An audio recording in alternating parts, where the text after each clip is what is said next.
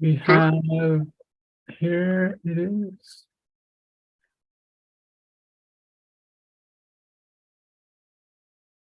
Manah-prasadah, satisfaction of the mind. So Ishan Prabhu wrote this email about 21 hours ago, and I can start, Ishan Prabhu. I'll read very slowly. So if you'd like to, if you'd like to stop me anytime, just jump in. Thanks, Prabhu. Hare Krishna. Right. All right. So this is titled Manah-prasadah, satisfaction of the mind. So Krishna talks about this satisfaction of the mind. What chapter was it, Ishan Prabhu? Chapter 10 or something? 17. Chapter 17. Krishna says that he says that we should accept an austerity, but it's not an austerity of the body. It's an austerity of the mind. And the austerity of the mind is we have to renounce being nasochati nakangshati, hankering for things, which is the mode of passion, lamenting things, which is the mode of ignorance, the past, and hankering means desiring things means planning for the future. I'll get this, I'll be satisfied. And lamenting means if only the past could be changed, which is total ignorance because the past can't be changed. But we review in our minds how things happened in our life and how we would do it different, how we would give someone a piece of our mind, how we would approach projects a little differently, etc., so that we would be successful. So that's ignorance because no one can change the past. So satisfaction of the mind means not living in the future, which is the mode of passion. The whole world is living in the future. Everyone who has a to-do list is living in the future. One can have a to-do list, but without attachment, with total, yes, okay, I have these duties and I'll address them one at a time, but I'm not thinking that by getting these things done, it will make me satisfied in my heart, or then all my life will be successful. Whereas this material world, everyone is planning, going to getting education, trying to get a better job, trying to get ahead. Oh, I'm going to have this, I'll have the job, then I'll have the wife, then I'll have the family, then I'll have the clothing, then I'll have the cars, then I'll have the house, then I'll have the mortgage, then I'll have the society, then my friends will admire me, then I'll have a position in society, I'll become a PhD, everyone will respect me. This is all mode of passion. This is all it's thinking, it's having the heartfelt conviction that by having these things, my life will be complete. And Krishna says, as long as we're in the mode of passion, we can't be a devotee. So that's what he said. So this Manah-prasadah, Krishna said, this means living in the present moment in total equanimity, dealing with what is in front of us, dealing with our responsibilities, accepting them because we're still in this material world, taking care of this body, taking care, changing my clothes, taking a shower, whatever.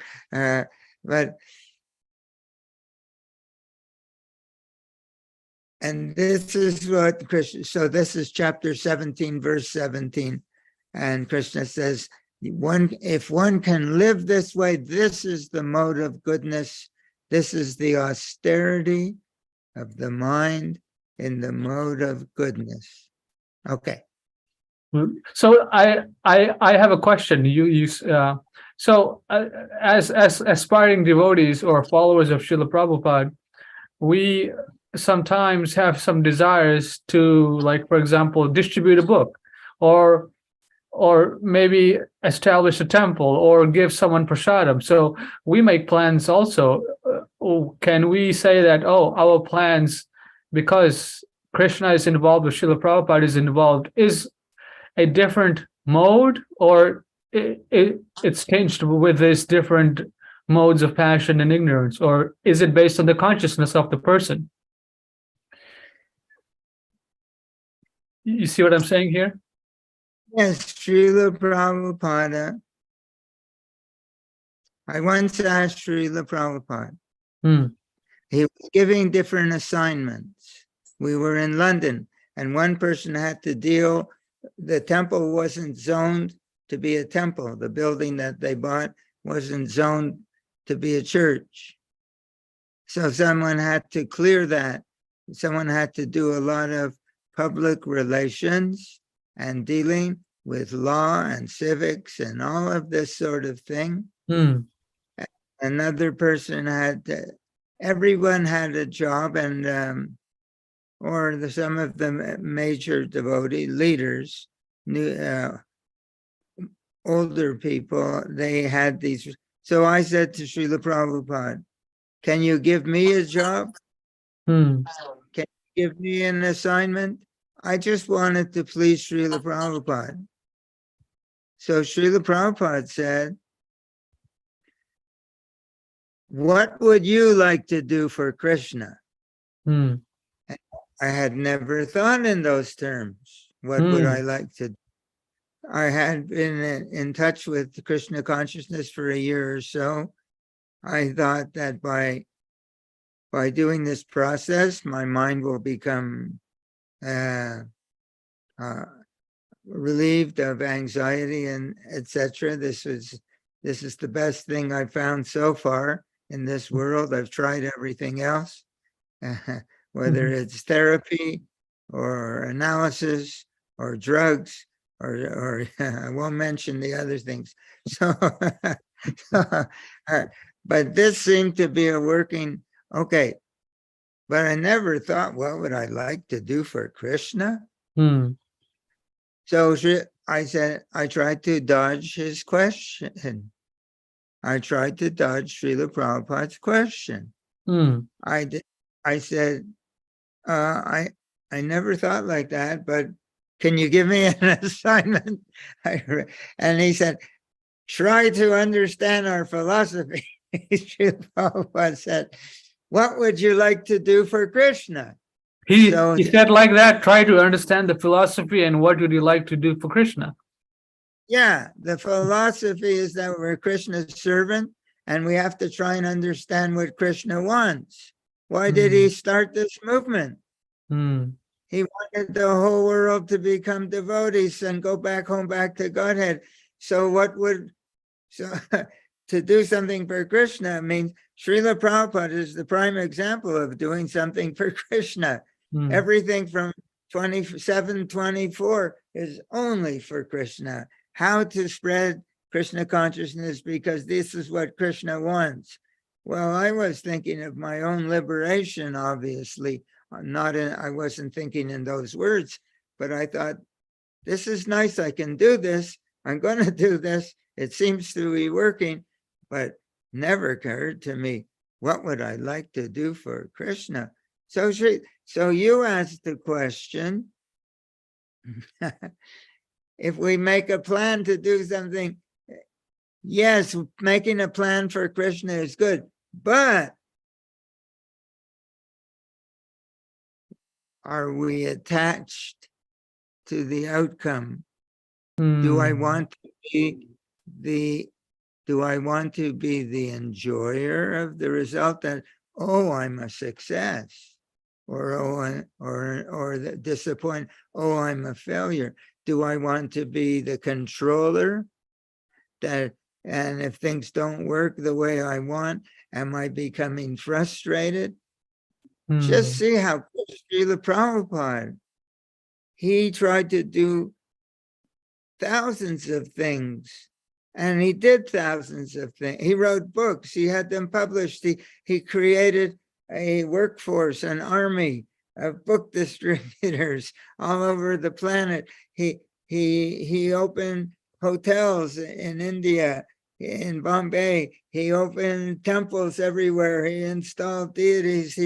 He gave lectures. He gave classes. He gave instruction, but always equipoised. Hmm. Always accepting that, never trying to be the controller, never trying to be the enjoyer, just thinking, what can we do for Krishna? What does he want? And can I be an instrument? And if it works, I don't take credit. Krishna wanted it done and allowed me to be his instrument. And if it doesn't work, Krishna didn't want it to work. And that's perfectly perfect. Jai. So that's, he also still wanting to do something, but without attachment to the result, and only for Krishna's pleasure. Amazing. Yeah, that's it. Hare Krishna. Tran- Okay. He's transcending the mundane conception of life. It's Mhm. transcendental. But Jai. still, he's living in the present moment. He's Hmm. in the present moment. And always joyful under any circumstance. Always joyful under any circumstances. Yeah. Jai. That's Brahma Bhuta Prasantatma. Na sochati na kanchati.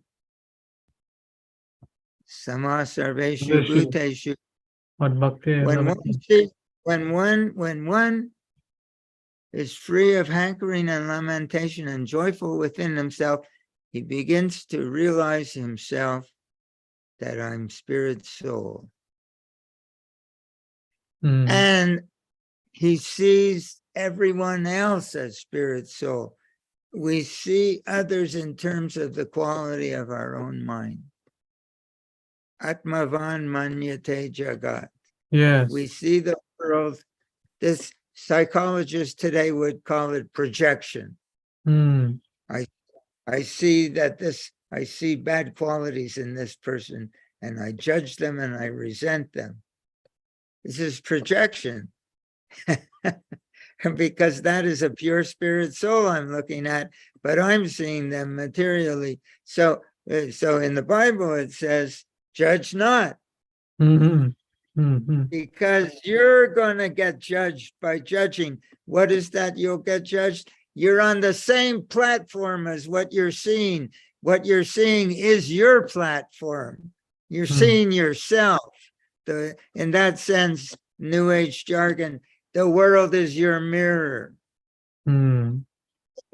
But as someone who's prasanatma, Brahma, because he sees himself, he can see what is the prerequisite to see ourselves as spirit is to be joyful within the heart and free of hankering and lamentation.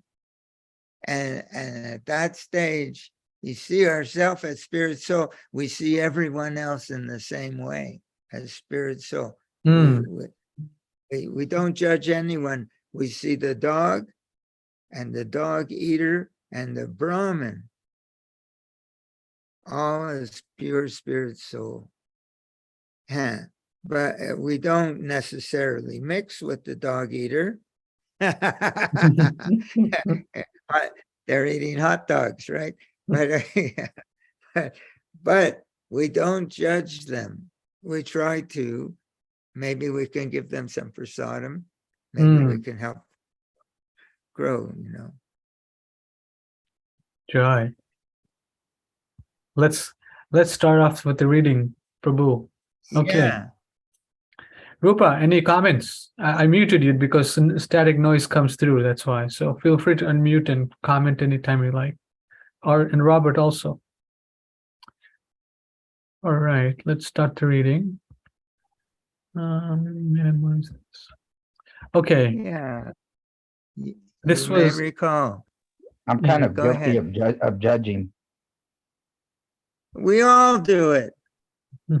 We're trying to become devotees, but we're called prakrita bhaktas. We're on the lowest level, and that prakrita materialistic devotees.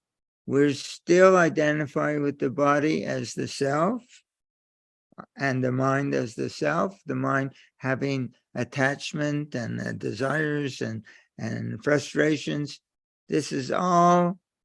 We identify with, this is me, but it's not me, but we're on that platform, and we bow down to the deity on the altar, and we don't respect each other. We judge because you know why we judge each other? Because it's so nice to find fault in other people. It's our nectar. This is the way a person in the mode of passion he wants to be better than everyone else. He wants to be number one. In other words, he wants to be Krishna. And our envy of Krishna takes the shape, takes the expression of being envious of each other. And everyone in the material world is envy of each other. And what is the symptom? Judging. We judge each other. And it's all illusion, because they're all pure spirit soul. And they're all pure spirit soul. They may be in an inauspicious circumstance with their own consciousness, but if we see them and identify them with that, we're on the same level that they're on. And we're cultivating our illusion. We're cultivating Maya instead of cultivating Krishna consciousness. So, Krishna consciousness, yeah. A person sees, for example, today I was cleaning my yard, and the next door neighbors, they were, cooking some, probably some sort of obnoxious thing.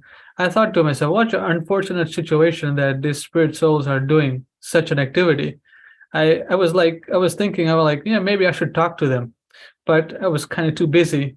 But, I saw the mind, trying to put like a finger to them, but I kind of recognized it. I'm like, oh yeah, this is not the right way to think. They might be doing an obnoxious activity, but they are, souls like I am. So I kind of caught myself in that regard. Be like, so it was very interesting. That's the way Srila Prabhupada sees us. We're all in the most, when he found the devotees,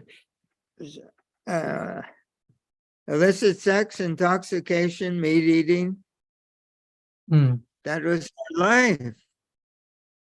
I was a vegetarian before I joined, but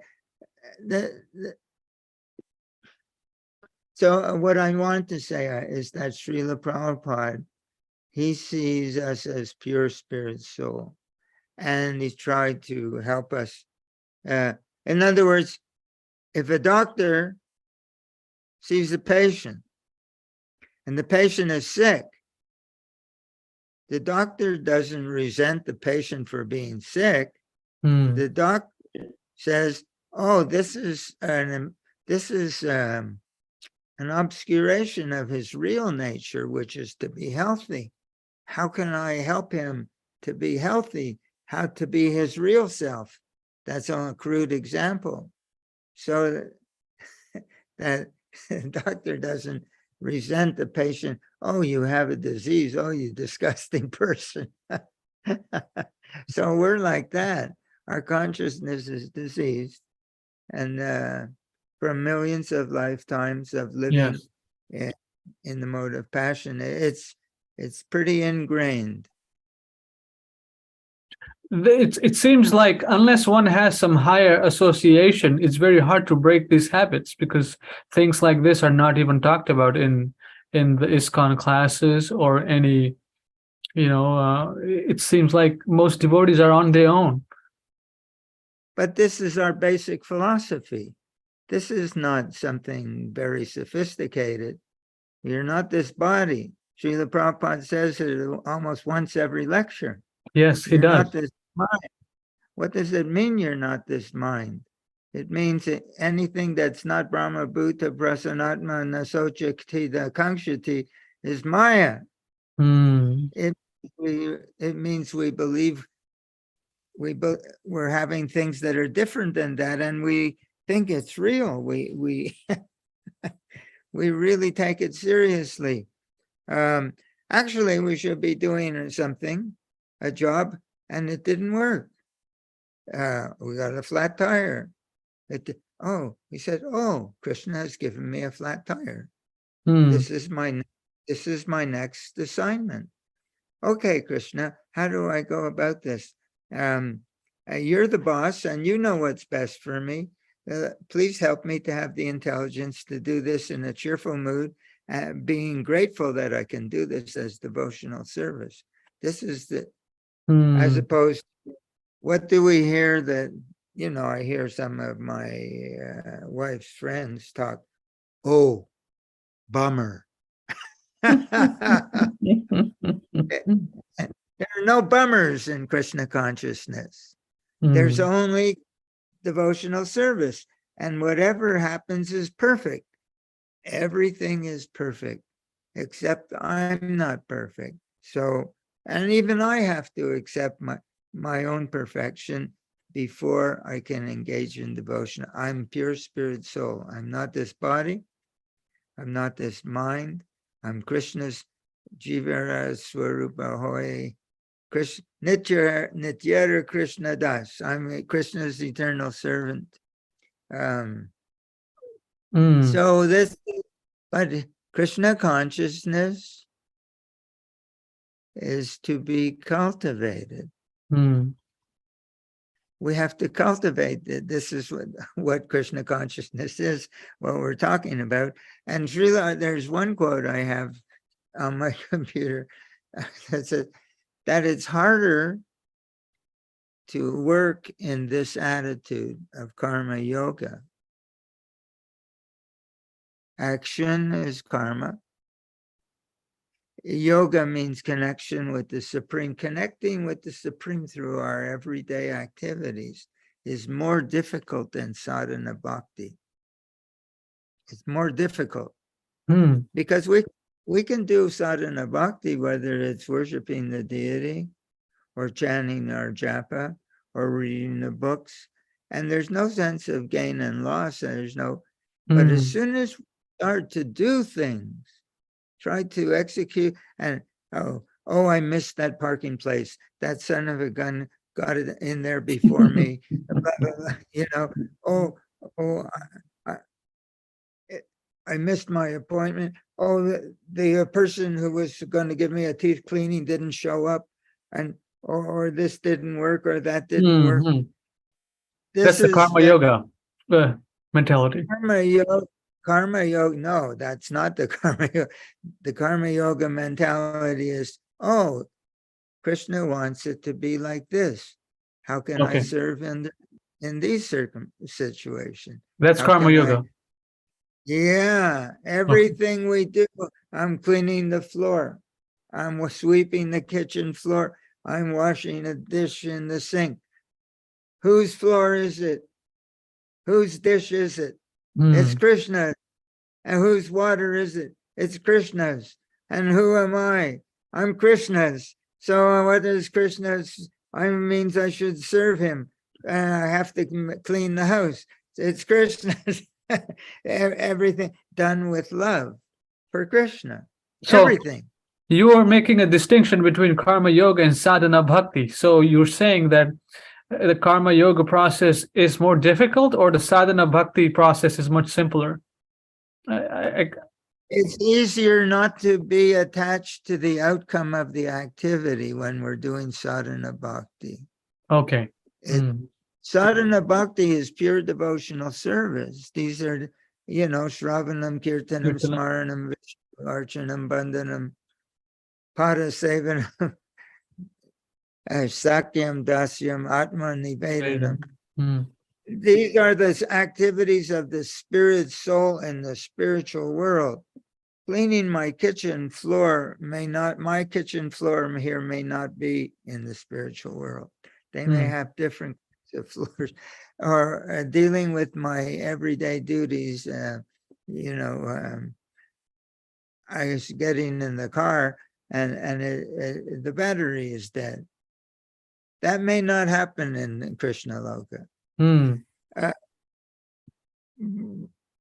So that when we're doing these everyday duties in our life, we're going to be, our desire to be the controller, our since time immemorial, to make things, to be in control and to have everything working the way we want. They have an expression in the English language to have all our ducks in a row, everything working, but it doesn't work that way. Therefore, Krishna says that as soon as we get, then there's frustration. What does frustration mean? It means I want to be the controller. Mm. I want to be Krishna. And that age-old, whereas, chanting japa, those challenges don't come up so much. So it's more of a test. The Srila Prabhupada says that a devotee and a non-devotee living in this world, they can look exactly the same from the outside. Mm. But inside their orientation, the demeanor of the heart is completely different. Completely different. He's not thinking about gaining anything. We just want to be Krishna's servant. And so that is we have to gradually cultivate this.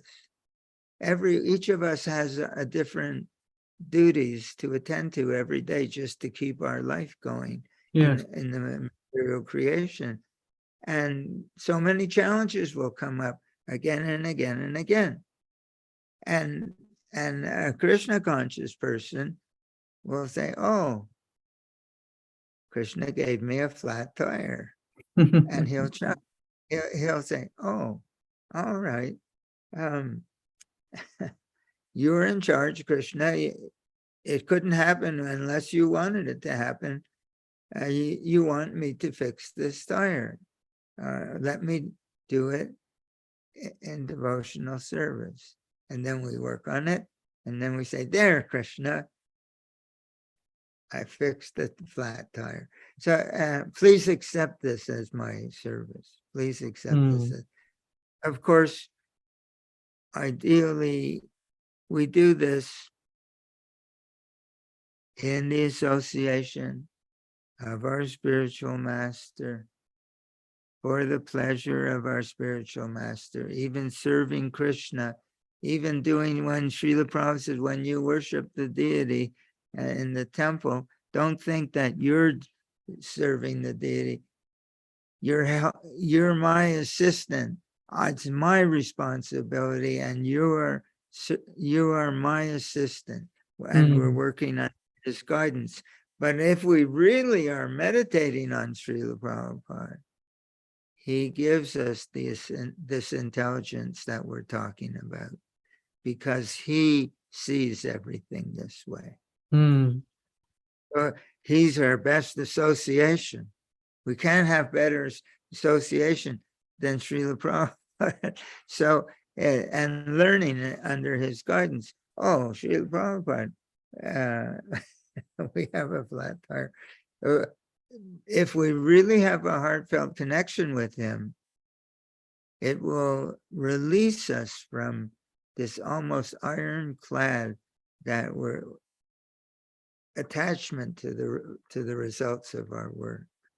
It will his associate.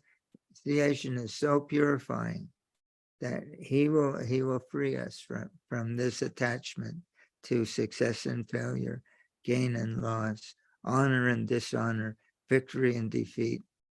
Yeah, it's a very good point that you have mentioned that Prabhupada had so many things going on, even those things did not turn out exactly the way he had envisioned it. He was not attached to anything. He wanted, he gave the direction of management, how to manage the movement, this, that. The disciples did not listen, so he went along with the whole show that they were creating.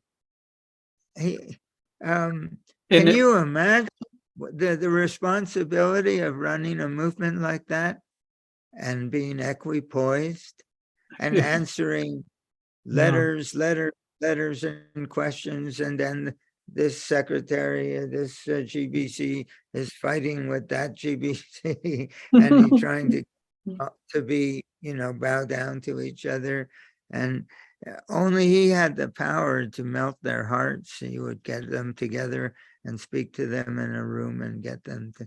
Yeah, it's unimaginable. Imagine the responsibility and doing all of this while living out of a briefcase and being on a different plane every 3 days or 4 days, and then again, and checking how everything's going and examining everything. Wow. And his responsibilities or self-assumed, what would you like to do for Krishna? Say you wanted to write a book. You wanted to write a book, you have to get it published, you have to get it printed, you have to get money to get this done, you have to shipping and receiving and making contracts and all this. It's a big job. Srila Prabhupada did it for 80 or 100 books. And that was only one part of what he was doing. So he's got all these plates in the air, 100-odd temples and temple presidents and questions and this and that. But so his responsibilities, his desire to please Krishna is hundreds or thousands of times what a person like myself could even consider doing for Krishna. And yet he's hundreds of thousands of times more blissful than me at the same time, because he's totally transcendental. He's Krishna's pure devotee. Right. So we say all glories to Srila Prabhupada. Right. All right. So let's get to the reading now. Can I? Yeah. Yeah. Okay. Hare Krishna, you may recall our last class and how I have given the stress on the necessity of our cultivating the quality of satisfaction of the mind and how it enables us to advance in Krishna consciousness. I confess that even I have had some afterthoughts that perhaps I am giving the subject more emphasis than Srila Prabhupada.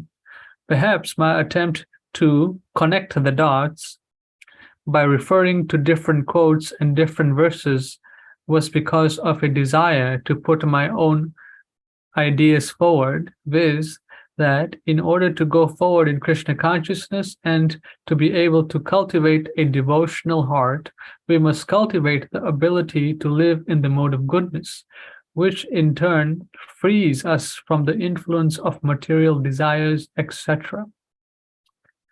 Okay. Today, I was reading Krishna book and came across some paragraphs in chapter 51, Krishna, the Ranchor.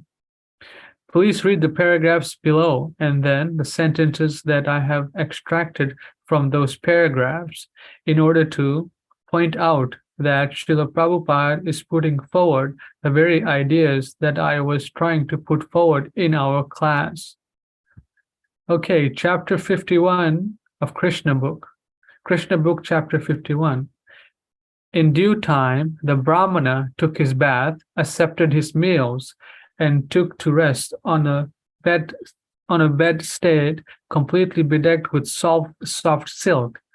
As he was Resting, Lord Krishna silently approached and, with great respect, put the Brahmana's legs on his lap and began to massage them. In this way, Krishna appeared before the Brahmana and said, quote, "My dear Brahmana, I hope that you are executing the religious principles without difficulty and that your mind is always in a peaceful condition," unquote. Different classes of Read people. that again. Yes. Read it again. Okay. Just the part, the underlying part. Yes. This is Krishna speaking. Yes. Krishna is saying, quote, "My dear Brahmana, I hope that you are executing the religious principles without difficulty and that your mind is always in a peaceful condition." Okay, just stop for 1 second, please. Yes, So Prabhu. Krishna is saying, you're a Brahmin. I hope that your mind is always in a peaceful condition. Okay, please continue. Right. Then Srila Prabhupada. Then Srila Prabhupada says, different classes of people in the social system are engaged in various professions. And when one inquires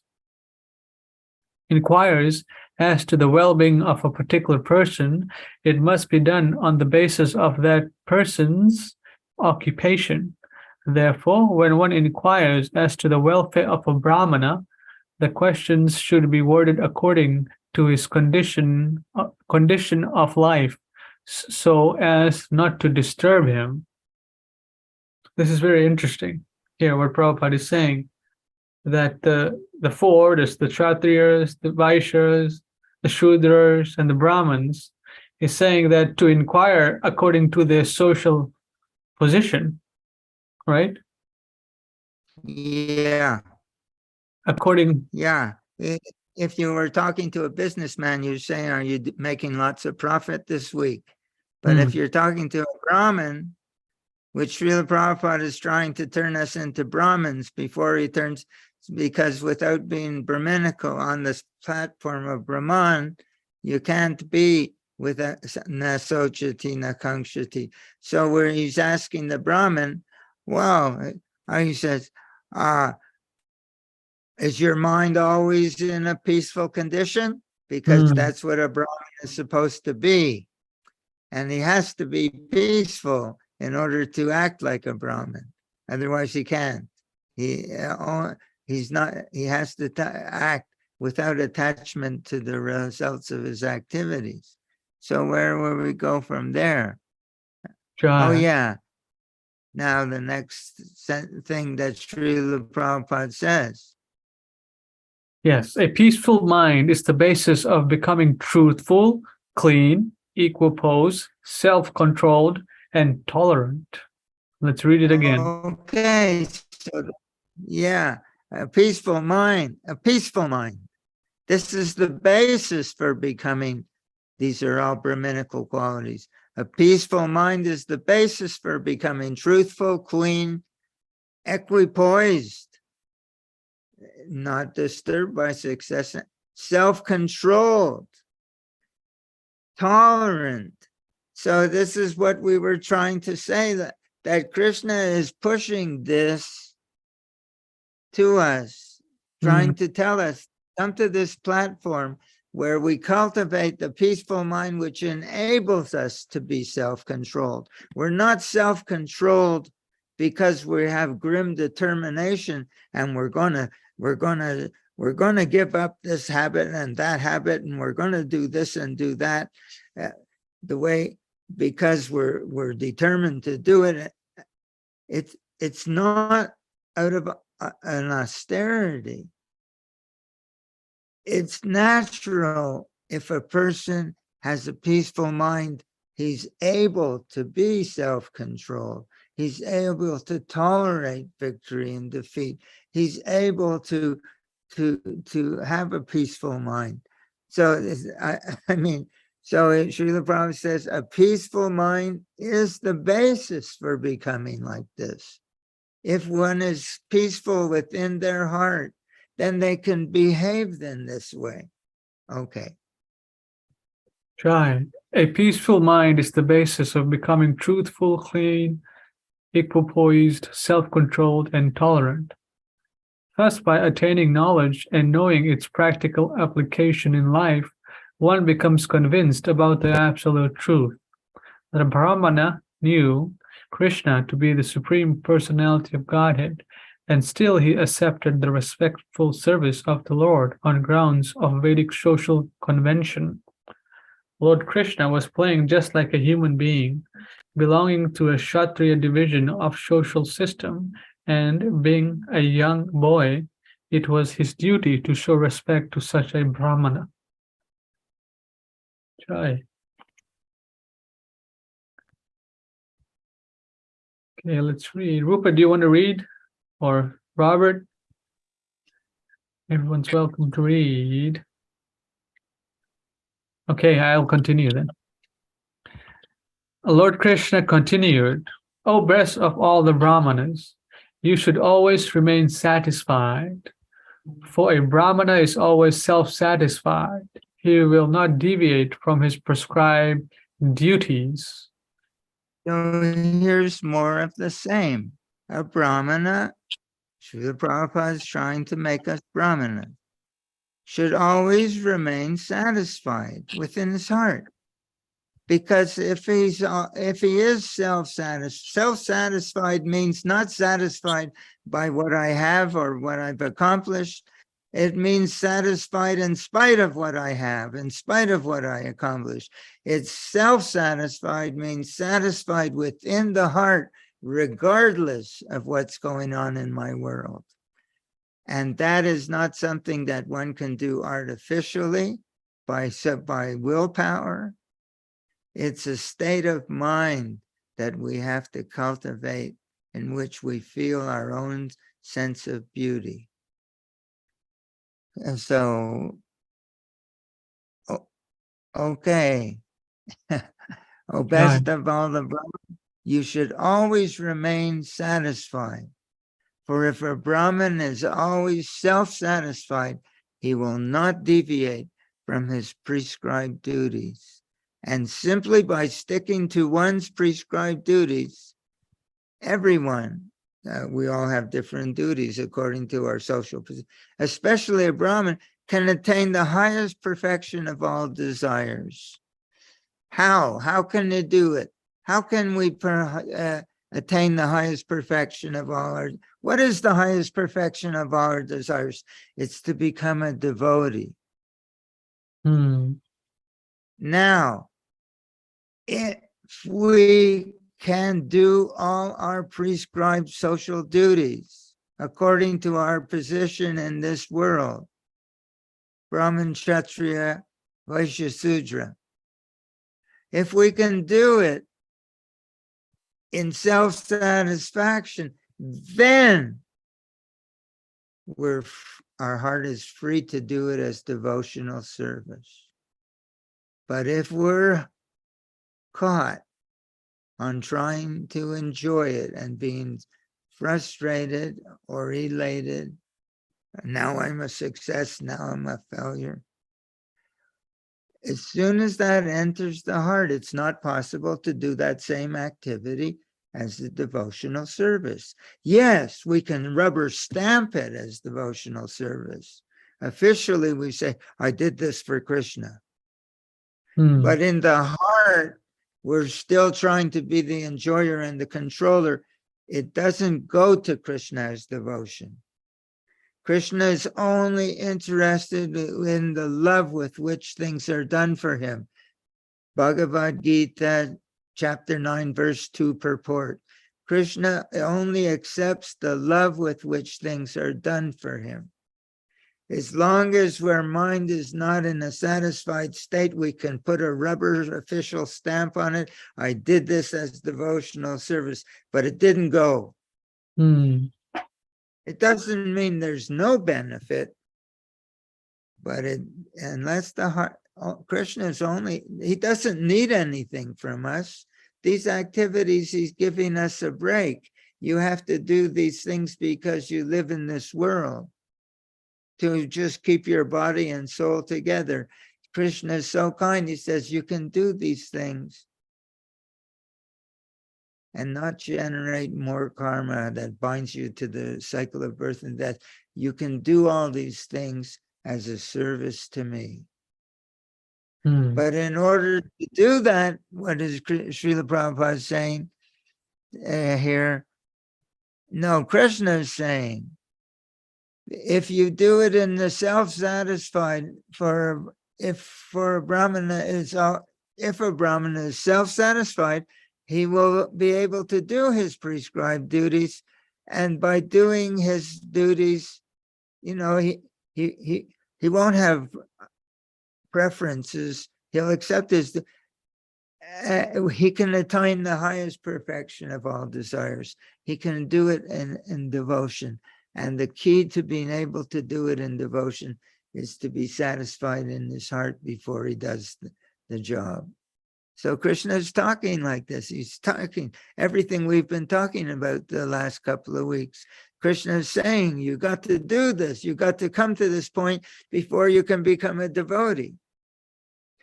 Even if a person is as opulent as the king of heaven, even if you're the richest man in the world, in other words, most powerful person, like Lord Indra, if he's not satisfied, he inevitably has to transmigrate from one planet to another. Why? Because if he's trying to enjoy the results of his work, he's creating karma.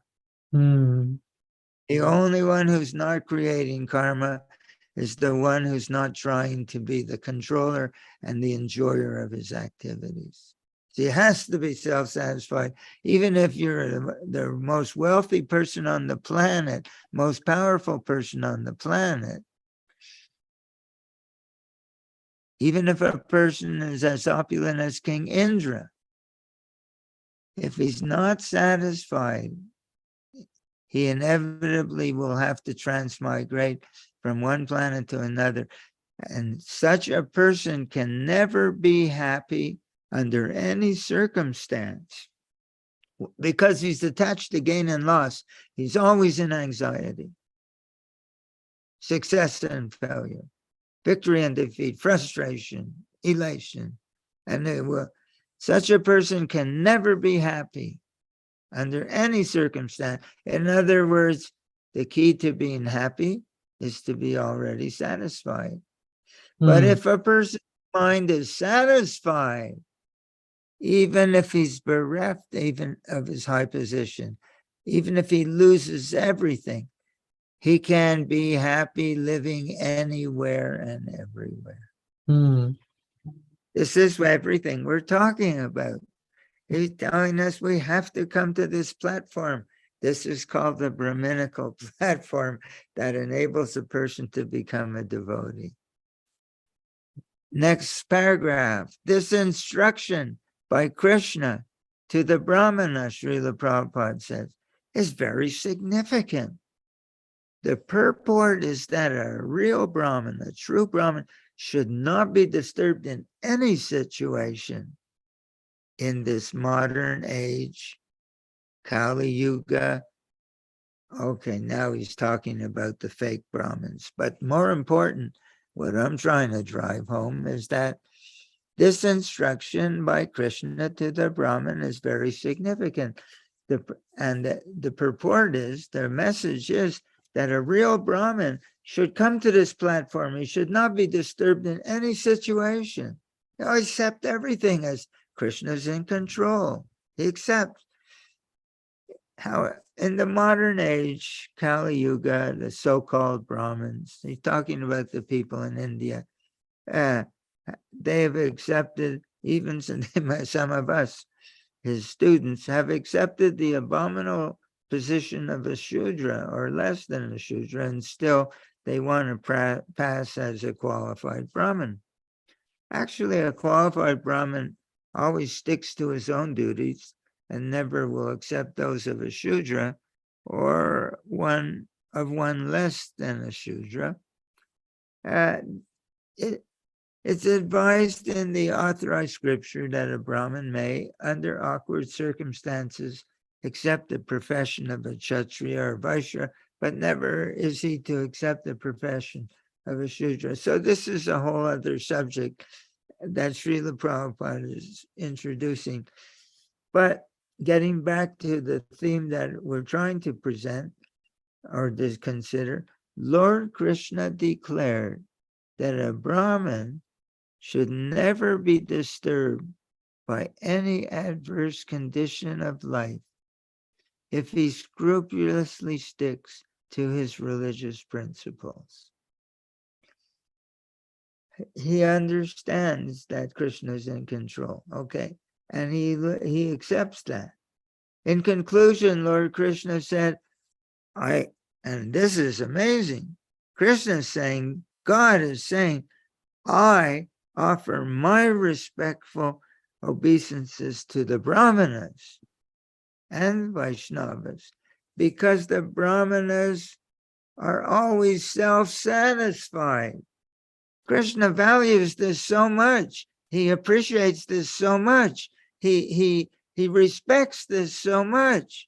He says he's offering his respectful obeisances to anyone who can act this way because he says, why is he giving so much respect? Because a real Brahmin has got this quality of self-satisfaction, because the Brahmins are self-satisfied. And the Vaishnavas, they're always engaged in the actual welfare activity for the human society. They are the best friends of the people in general. Both are free from false egotism. I succeeded, I failed. That's false ego. And they're always in a peaceful condition of mind. Got it. Okay, so this is what I've been trying to put forward, but I was thinking maybe I'm being too strong on this. Then I read this portion, Srila Prabhupada led me to the Krishna book, and it's driving it home that this is what we have to come to. So we say, well, how do I get this quality in the heart? It doesn't matter how you get it. You got to get it. I said, everyone has these feelings every day, but something works well and they feel happy. Somebody gives you a hug or a smile and you feel good. You remember something that pleasant that happened and you feel free of anxiety. We have these feelings every day, but we think that they're caused by external events. But we have the power. We have the power and the free will, the choice to live in to understand that no, I'm not dependent on these external things to feel this way, to feel good in my heart. And I can cultivate this ability to feel self-satisfied and feel happy and feel joyful and feel gratitude and feel all these wonderful things within my heart. Right. As a way of life. And this is what we have to come to before we can become devotional.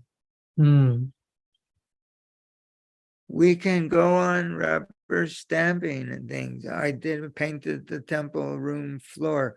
I painted the temple room door. I did this or I did that. I went to buy boga for the temple. I went to do this. I did this. Or whatever it is, I did my laundry and I'm supposed to keep my clothes clean. But the test is when the laundry machine, when the washing machine breaks, is it a bummer? Or is it Krishna's will? And I said, oh, Krishna wanted to break the laundry machine. What in this situation, I have housework to do. It's part of my duty. Srila Prabhupada wants us to be clean. I have to do this. And Krishna has broken the machine. what can I do now to try and repair the situation? And I accept this as Krishna's will, and I engage in his service, trying to get it fixed with a happy heart. Never disturbed, always Right. in Krishna. So this is Hare Krishna. Let's continue here. All right, so the following is going to be more, I'm going to make comments on these underlying parts. You can judge if you want to hear more of the same or if you want to read from Srimad Bhagavatam. I'll go along with you. I'll go along with you. Okay. The following are sentences taken from the above paragraphs. I will state the sentence and then make some remarks. First bullet point, Krishna is saying, "My dear Brahmana, I hope that you are executing the religious principles without difficulty and your mind is always in a peaceful condition," unquote. As I was saying in our class, Krishna actually desires that our minds are always peaceful. He instructs like this in Bhagavad Gita, chapter 17, verse 17, 18, verse 42, 18, verse 51 through 53, etc. And now here in the Krishna book. Then Krishna says, a peaceful mind is the basis for becoming truthful, clean, equipoised, self-controlled, and tolerant. If you recall, when I was discussing the activities described in verses 1851, Bhagavad Gita, chapter 18, verse 51 to 53, which are conducive to the attainment of the Brahma Bhuta platform, I asked the question, what is it that enables us to engage in these ways as described in 51 through 53? And then I said that it is the ability to have a mind that is established in self-satisfaction. And this is exactly what Srila Prabhupada is saying in the above sentence, viz.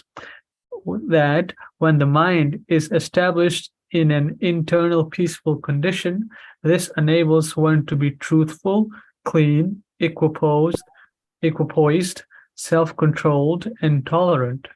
Such a person is not being austere. He or she is simply empowered, so to speak, by the fact that the satisfaction in the heart frees one from looking for satisfaction in external arrangements and conditions. This is my hypothesis. I am so relieved to find this directly presented in Srila Prabhupada's words as expressed above. Okay. Lord Krishna continued, O best of all the Brahmanas, you should always remain satisfied, for a Brahmana is always self-satisfied. He will not deviate from his prescribed duties. And simply by sticking to one's prescribed duties, everyone, especially the Brahmanas, can attain the perfection of all desires. Any comments, Ishan Prabhu or the devotees here? I'm just listening. Okay. It's hammering home, hammering home, hammering home, hammering home. The same idea that if we're satisfied in our heart, we won't be looking for satisfaction in the conditions we find ourselves and circumstances we find ourselves in this life. There's always success and failure, gain and loss, and nothing is permanent. Even if things work, it's not going to endure. Everything in this world degrades in time with the passage of time. Srila Prabhupada. Nothing. Therefore, a person who is all concerned about the circumstances that he's living in and the conditions he's enduring, he's living in, such a person will always have a heart filled with anxiety, frustration, fear, lamentation, etc. And such a person cannot be in a devotional frame of mind. It's not possible. It's not possible. It's only because a person in that frame of mind is trying to be the enjoyer and controller. That's Krishna's position. But a person who's self-satisfied, he doesn't try to be the enjoyer and the controller. He accepts because he's self-satisfied, he's freed from that without separate endeavor.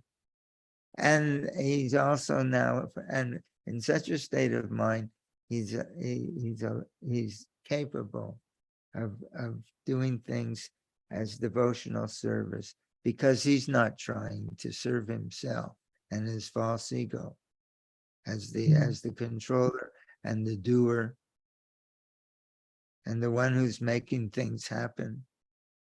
He's just interested in pleasing Krishna. Okay. Jai. Who wants to read? Ishan Prabhu? We are here now. Show me. Even now Krishna, yeah. Now Krishna is saying the same thing. By being satisfied within the heart, one acquires the personal strength to behave in a Brahminical manner. He can be equipoised. He can be tolerant. He can be austere even. Because why is he austere? He can accept certain austerities because he's not attached to pleasure and pain, hot and cold, because he's satisfied within himself and he's self-controlled. He's self-controlled because the person who's not feeling satisfaction in his heart, his mind tells him, oh, if you do this, you'll be satisfied.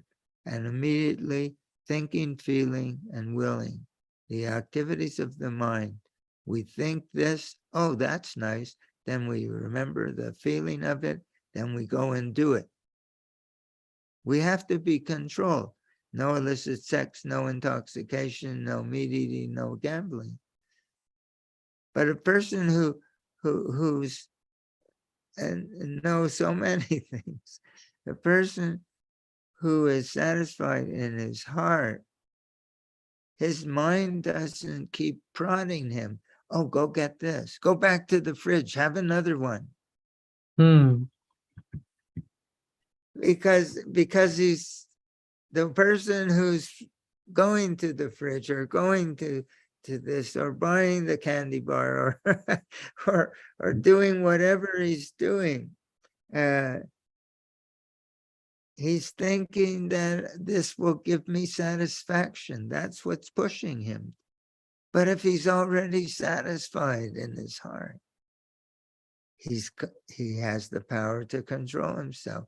He's freed from this pushing of the senses. So then he can be self-controlled because he's already satisfied. He's not forced to look for satisfaction in so many other ways. Even if it's a good thing, a person can be doing the right things, not bad things, even the right things, but he's trying to enjoy them. He's also creating karma for himself. He's also binding himself to the cycle of birth and death, even if he goes to a higher planet for being a good person, quote unquote. But because he's aspiring to enjoy the outcome of his activities, he's binding himself. Now he can't be in devotion if he can't be.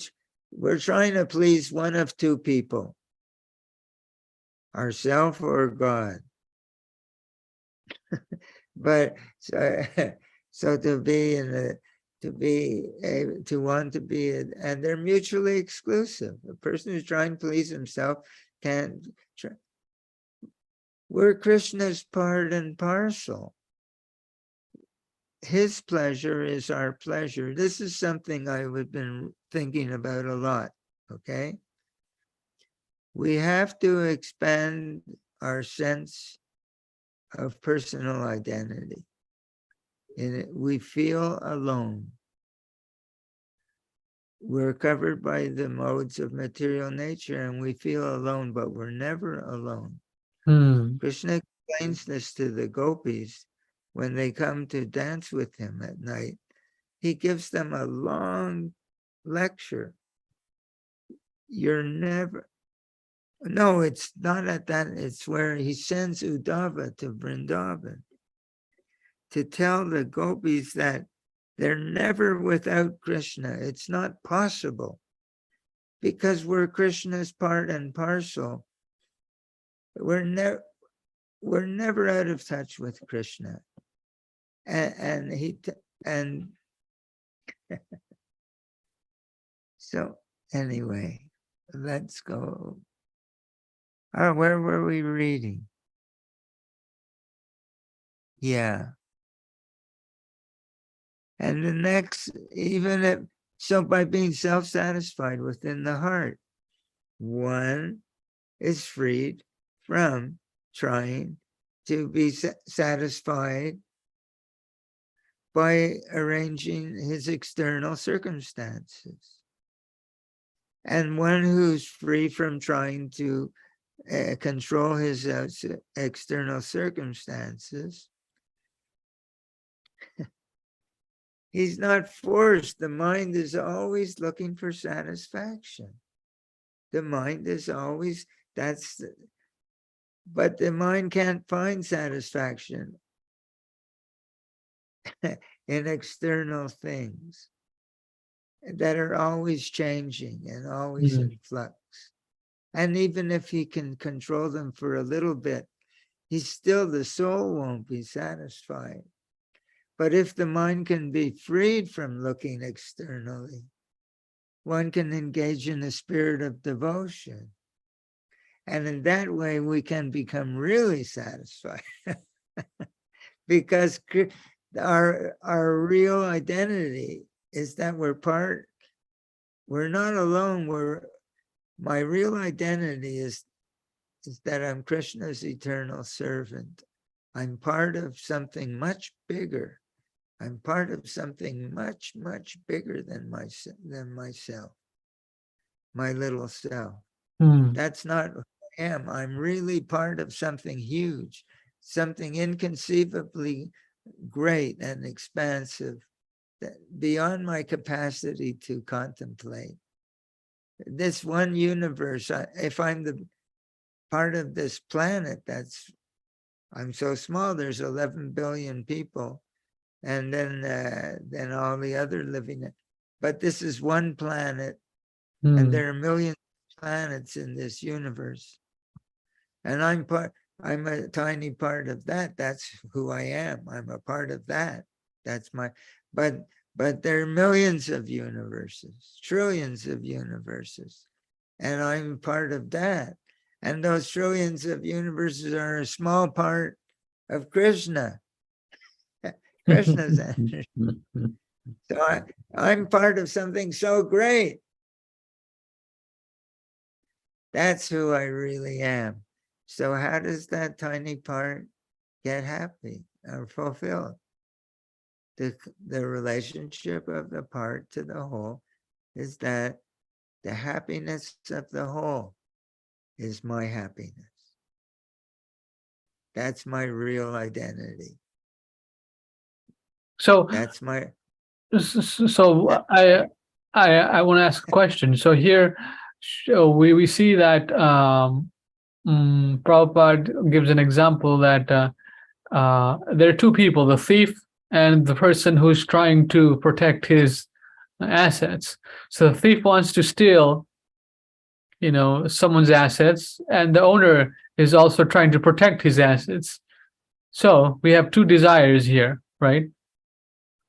One guy is trying to protect his assets, and the thief trying to steal his assets. So Krishna gives one guy some intelligence to steal, and then if stealing is if he's stealing, why how can you say this? Krishna fulfills one guy's desire, which is not actually dharmic, stealing someone else's property or something. So Krishna fulfills that guy's desire, and this guy is not able to protect his assets. So is it because of karma, previous karma, or is it just Krishna's favoring that person?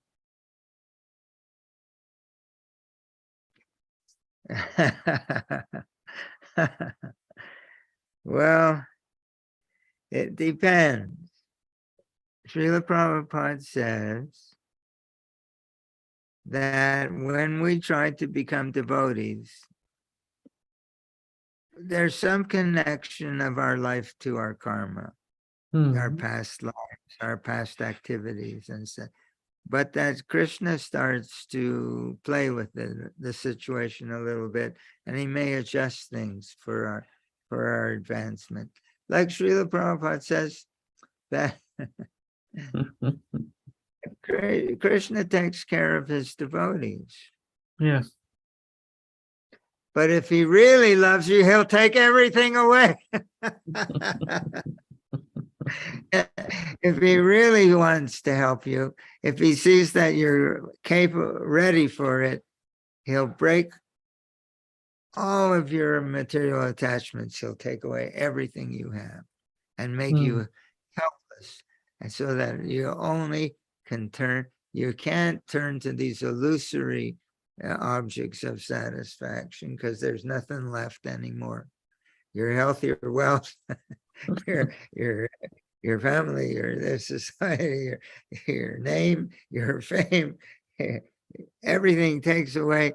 So what do you, then you, It's a non-devotee might commit suicide, but a devotee will surrender to say, Krishna, all I have is you. All I want is you. Let me be your devotee. Please fix me up as one of my dear son of Maharaj Nanda. I Nanda Tanuja Kinkaram Patitam Mam Vishame. My dear son of Maharaj Nanda, Krishna, I'm your eternal servant. Somehow or other I've fallen into this ocean of death. Please pick me up from this ocean of death and fix me up as one of the atoms at your lotus feet. That's a Shiksha 5.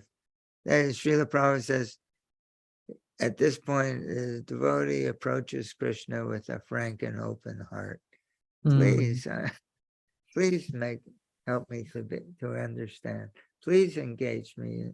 And Srila Prabhupada says, what does chanting Hare Krishna mean? It means the sincere crying of a child for a mother. Please pick me up. He says, and please engage me in your service. What is engagement in the service? It's the engagement of the heart. It's not the activity itself, because we all do different things. But to have this feeling that I'm doing it for you, Krishna, you're so kind. I have all these duties. I'm in the material world. I can't have to keep everything going just to live here. But you're so kind that you accept all of this as devotional service. But what turns it into devotional service? It's the ability to understand that this dish that I'm washing, Krishna is within every atom of this dish. And every atom of this dish is Krishna's energy. This water is being supplied by Krishna. It's not supplied by turning on the tap. If Krishna didn't want, then nothing would come out of the tap. And then my ability to hold this dish in my hand, Krishna is keeping this body going. And I'm Krishna and the situation is Krishna, and and, and please give me the ability to do this with gratitude, that I can do this for you. Please give me this ability to appreciate my good fortune at every moment. That's what Hare Krishna means.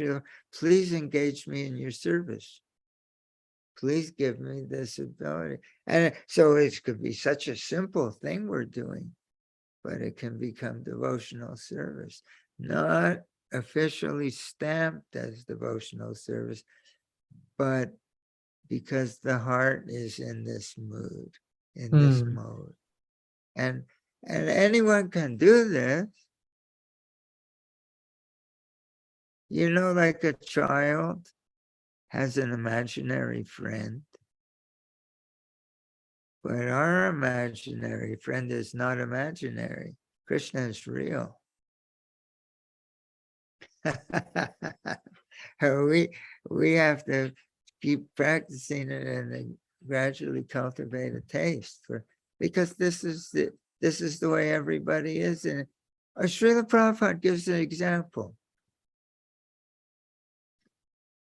A woman is married, but secretly she has a lover. It could be a man, he's married and secretly he has a lover. But Srila Prabhupada gives this example. So in her heart, she has such feelings of affection for this person. It's not appropriate according to mundane, values, etc. But her heart is filled with feelings of affection. And while she's doing her different household chores, washing the dishes, folding the laundry, sweeping the floor, she always has a smile on her face. She's thinking of the person she has affection for, has a loving feeling for. And that way, everything she's doing is like she's doing it to please him. It's not that she's thinking she should. It's natural that it all goes to the person you love. And this is what devotional service is like. You brought something up. I was talking with my little eyes closed. Oh, got this. Oh, how is this possible? The acharyas give the following example. If a married woman is attached to another man, or if a man has an attachment for a woman other than wife, then the attachment is to be considered very strong.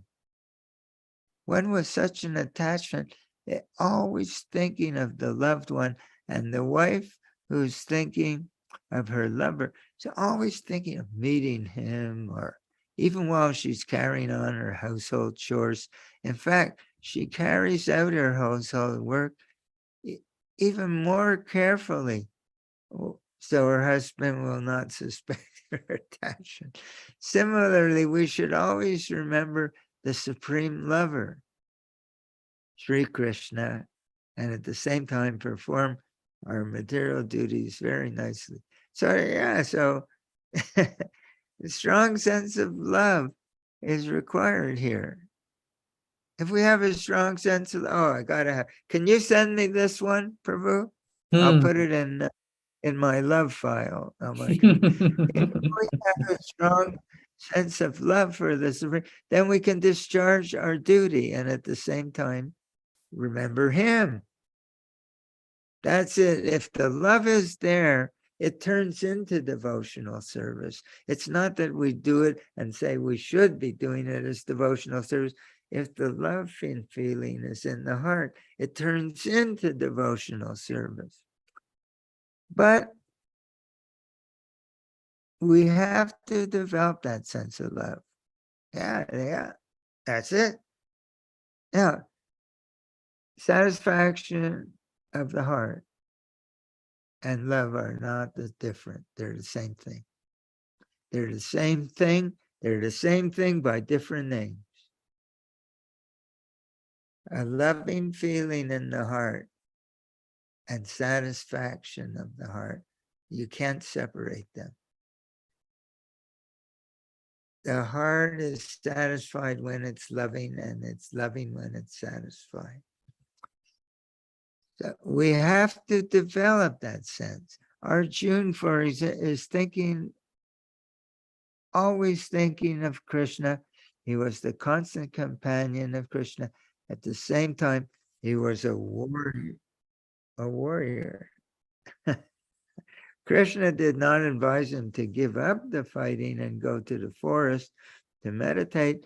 When Krishna delineates the yoga system to Arjuna, Arjuna says that that's not possible. So, but going back a sentence, that again, everything we were reading tonight, by a person doing their prescribed duties, but doing it with love in the heart, which comes from being self-satisfied, they can become perfect because their activity turns into devotional service. You'll send me that quote? Yes, sir. I want it. Pay for it. Okay, let's go for more reading here. Okay, where were we? Okay.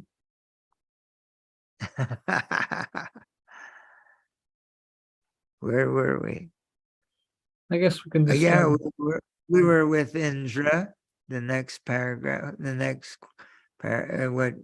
what Krishna, Srila Prabhupada says, I think, even a person as opulent as the king of heaven, Indra, if he's not satisfied, see, here it is, he'll have to do his activity in a fruitive mind, a fruitive heart. If he's not satisfied, he's trying to enjoy. That means fruitive. If he's not satisfied, he's fruitive. Therefore, he's creating karma. Even if he's as powerful as Indra, and he'll have to transmigrate from one planet to another. But if a person's mind is satisfied, next line, even if everything goes upside down, even if he's bereft of his high position, if he's satisfied in his heart, he can be happy living anywhere and everywhere. Now, I don't know if Srila Prabhupada saying this or Krishna saying this in the text, but it's equally good. Srila Prabhupada is only expressing Krishna's philosophy. So another point here is being expressed, that without internal satisfaction, regardless of how materially successful or opulent we become, we cannot be happy. But if we're satisfied within our mind or heart, why can't we be happy even if we're successful? Because we know, something inside us knows that nothing will endure. Now I've become very wealthy. I'm the head of this company. Now I have 500, 1,000 people working for me. Now they're going on strike. Now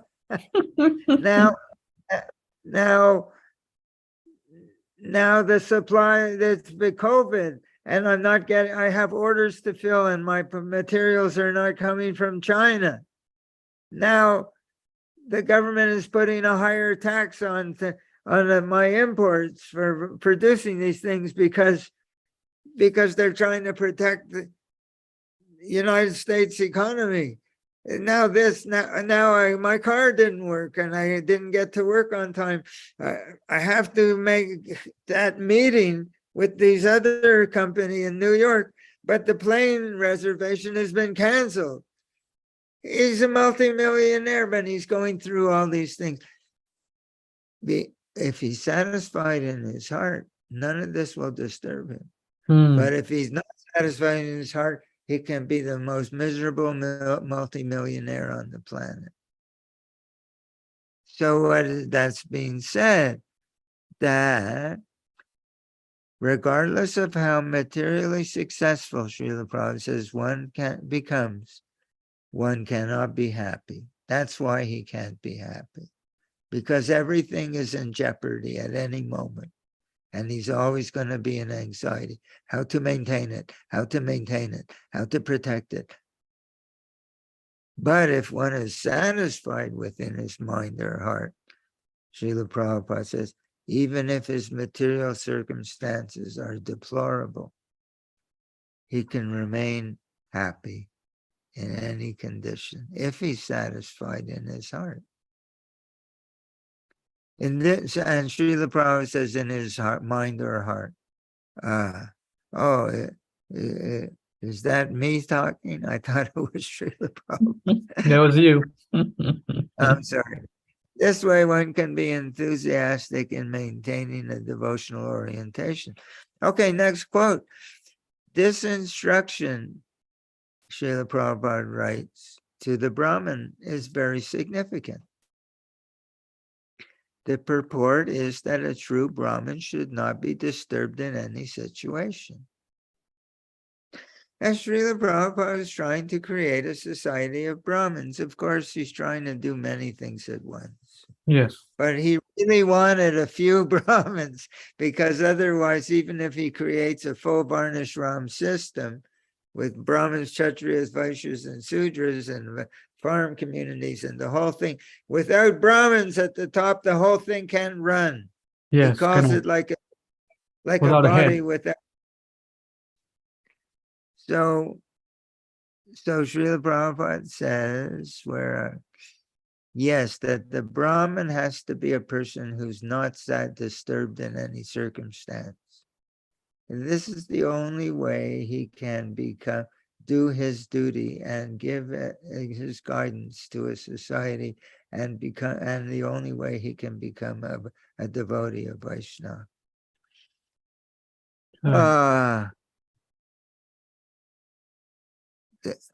Here Srila Prabhupada makes a point. A true Brahmin should not be disturbed in any situation, quote unquote. This is not because he's austere. It's not because he's austere that he's not disturbed. It's because he's internally self-satisfied. And Srila Prabhupada is encouraging us to come to this platform. Next part of what Srila Prabhupada wrote in Krishna book. Yeah. Lord Krishna declared that a Brahmin should never be disturbed in any adverse condition of life if he scrupulously sticks to his religious principles. But how can one stick to the ways in which a Brahmin is meant to behave, even under adverse conditions? Only by finding his satisfaction within his heart, as opposed to in his external condition. Next quote. In conclusion, Lord Sri Krishna said,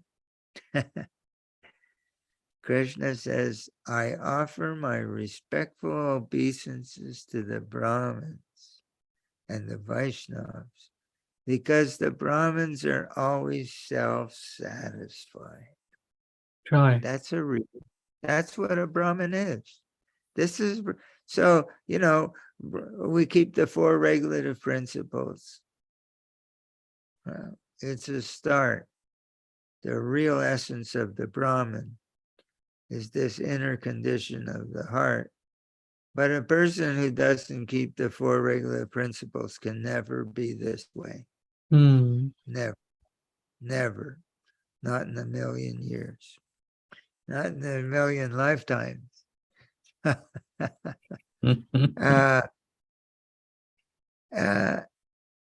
They are the best friends of the people in general. They are free from the false ego of being the enjoyer and controller. and they're always in a peaceful condition of mind. And Krishna likes it so much that he offers his respectful obeisances. Krishna bows to such people. So now Krishna says that because the Brahmins, are self-satisfied, he appreciates this so much that he offers his respectful obeisances to them. He so much appreciates if we can become self-satisfied. He so much likes that one becomes always in a peaceful condition of mind. So this is what I was so much aspiring to share. Not so much that if one becomes a real devotee, one will naturally acquire these qualities. We think that this is true too. That if one becomes a real devotee, he will naturally be unattached to the results of his work. He'll automatically be blissful in his heart. But that's not what Srila Prabhupada wants us to attack it from both sides. By cultivating a peaceful, self-satisfied mind, this is the first step on the path of becoming a devotee. It's a cultivation in and of itself, and it's not dependent on some high level of spiritual realization. People think like that. Well, devotees think, when I become a devotee one day, then I will be like this, satisfied in my heart. But that's not what's being said or taught here. It's being taught that by cultivating the Brahminical quality of Manah-prasadah, of Samodamo Tapasocham, of Prasanatma, Brahma, then Mad Bhaktim Labhate Pakam, then one can become a devotee. Try. Why can they then become a devotee? Because a person who's not satisfied in his heart, he's trying to be the enjoyer of everything he does. He can't help it. He's in anxiety because of that consideration. So how to do that is so simple. I don't know how to share it, but anybody can be. Just feel good. Just be self. One becomes self-satisfied by being self-satisfied. That's, I don't know. I don't want to say anything. You say, people say, oh, you're talking New Age, this or that. We don't want to hear any. We just want Prabhupada Bani. All right, here's Prabhupada Bani. Become self-satisfied by becoming self-satisfied. Practice it, cultivate it. Krishna loves it. Krishna will bow down to you. If you do, you'll become a Brahmin, and you become a Brahmin. The qualities of the Brahmin: samo, inner peace in the heart; Manah-prasadah, serenity, satisfaction of the mind. How do you do it? You do it by doing it. And we all have it's a challenge because we're accustomed for millions of births of being in the mode of passion, which means trying to be the enjoyer and trying to be the controller. That's our diseased condition. That's the disease condition of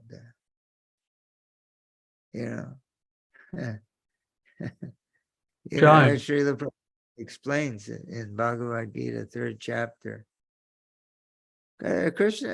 Arjuna asked Krishna, what makes people act so terribly in this world?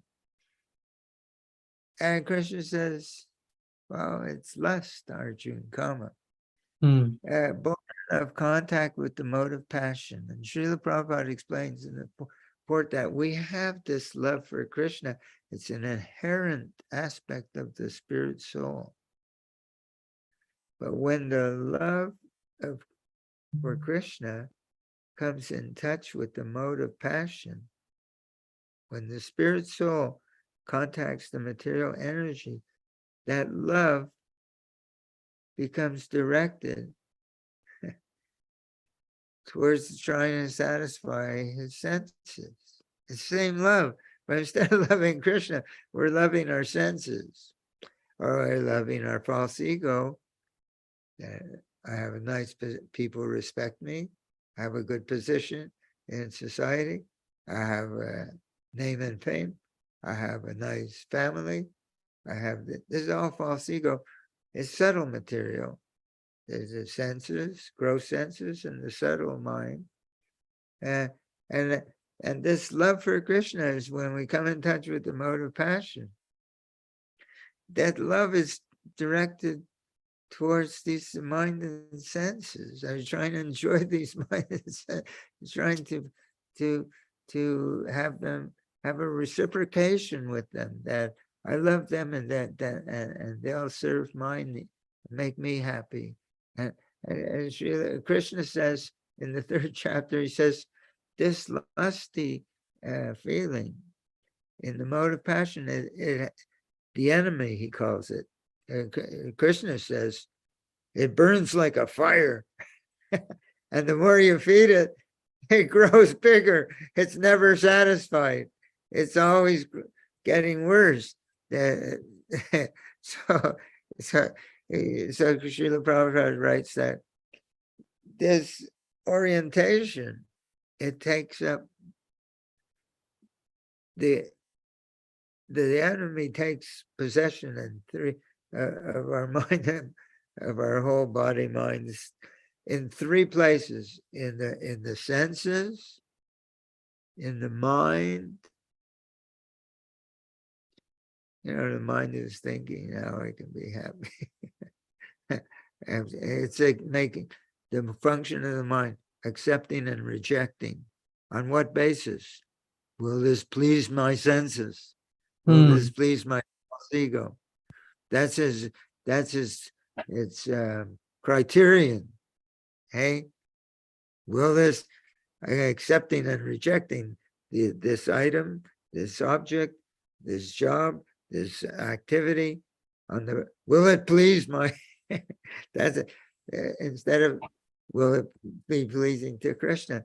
But so Krishna, Srila Prabhupada said that this demeanor, this lusty demeanor, which means a self-centered instead of Krishna's pleasure, fulfillment, my fulfillment. He says this orientation gets in the senses, in the mind, and the intelligence. And what happens, intelligence is so subtle. Intelligence is our orientation. Like the mind accepts and rejects this or that activity on the basis of the criterion is given by the intelligence. The intelligence says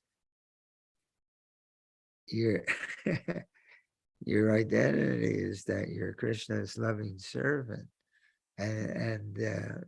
or you think, or the intelligence saying you're this body.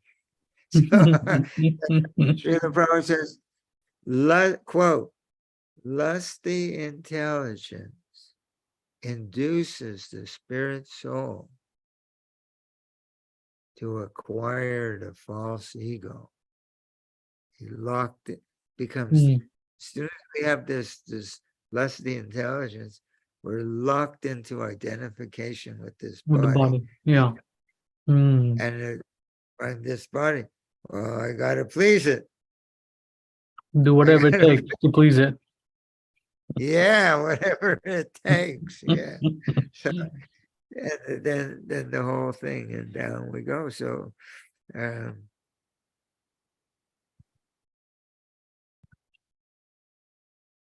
yeah, there's a There was a song called This Old Black Magic by Mm. Frank Sinatra. This old black magic has me in its spell. This old black magic that you weave so well, Maya, right? Down and down I go, round and round I go. This is what Krishna says about total bewilderment. Wherever we get, he says, one of the senses gets locked on to something with the idea of sense gratification completely, and then and desire, and then frustration, and then anger, and then bewilderment, and we're Maya's plaything. So this is very, how do you sell it? How do you sell it? We're being told that we have to, we're neophytes. We're neophyte devotees, and we want to, you know what a fulcrum is? You know what a fulcrum is? You know what mechanical advantage is? Yeah, you know what a pry bar, you know what do you call that instrument that a carpenter has? A lever. Yeah, it's a lever, but a crowbar. Did you ever hear of a crowbar? Yes. The crowbar. If you want to pull out a nail with your fingers or even with a wrench, it's so hard. But if you get the claw of the crowbar onto that nail's head, and if the crowbar, I have 3 of them in my shop. They're all different. One is this long, one is 2 feet, and one is almost 3.5 feet long. You get that crowbar on the nail head, and you just put the slightest force on it, because the law of physics, the force times the length gives you your power. So so you have mechanical advantage, it's called. So something I was talking about in Krishna, that if we can develop this, just by developing the satisfaction of the mind, it gives us tremendous mechanical advantage to be devotional. Without it, impossible. it's impossible, because the desire Modes to of passion and ignorance. please myself Mm. and the desire to please Krishna, they're mutually exclusive. Mm-hmm. As soon as I have a desire to please myself, independent of Krishna's pleasure, it's impossible to feel devotional. And devotional service is not the things that we do, but the feeling with which we do them. Quote unquote, Bhagavad Gita 9:2 purport. Krishna accepts only the love with which things are offered to him. So at the same time, okay, does it mean that, I'm not chanting with feelings of love? Does it mean it's good for nothing? No.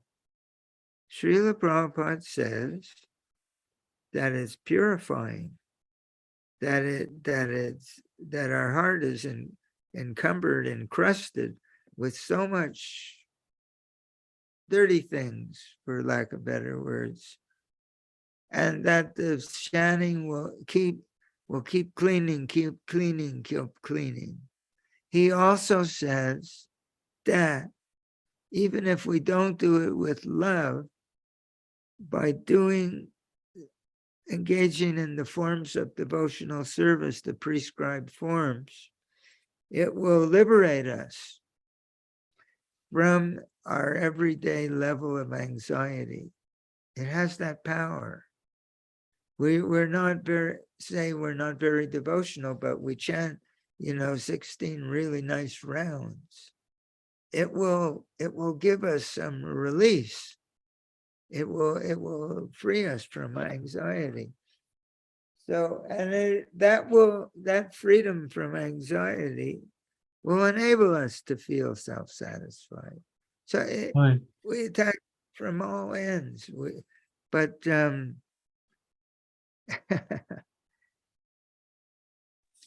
have a okay, question. now, Yes, Rupa, go ahead. Yes. When we're chanting, because I have a lot of anxiety, should I chant in a sense like I am chanting into my anxiety and purifying it so that it won't be there anymore? there's so many ways. What comes to mind, in all honesty, there's no one way. There's no one way that's that's right. It's, there's different ways of relating to, I don't know. There are different ways. For instance,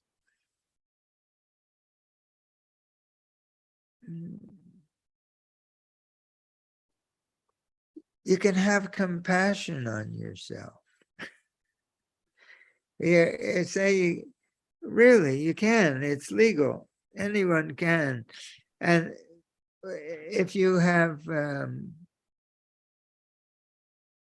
the most direct answer, Srila Prabhupada would probably tell us, keep chanting and don't give your. He says the best way to deal with the mind, he says, is neglect. You may have heard that or read that somewhere. Like, or he said, beat the mind with a shoe in the morning and beat the mind with a broom at night, or vice versa. If you can't find your shoe, get a broom. But it means that the mind is not our friend, and not habitually. So Srila Prabhupada said to me that if your mind keeps bothering you, chant louder. And if it's still bothering you, chant even more louder. And it's still bothering you, chant louder. Like it's very powerful. Hare Krishna, Krishna Krishna, Hare Hare. Whatever it takes. But it'll probably help you. It'll probably help you. You might not want to do it when you're in the shopping mall like that. I have one friend who does kirtan spontaneously when he goes into the hardware stores, and people start dancing with him. They do. His name is Raktak, and he just called me because he had a heart attack. No, he didn't. He wanted to talk. So, but he does it. He does it.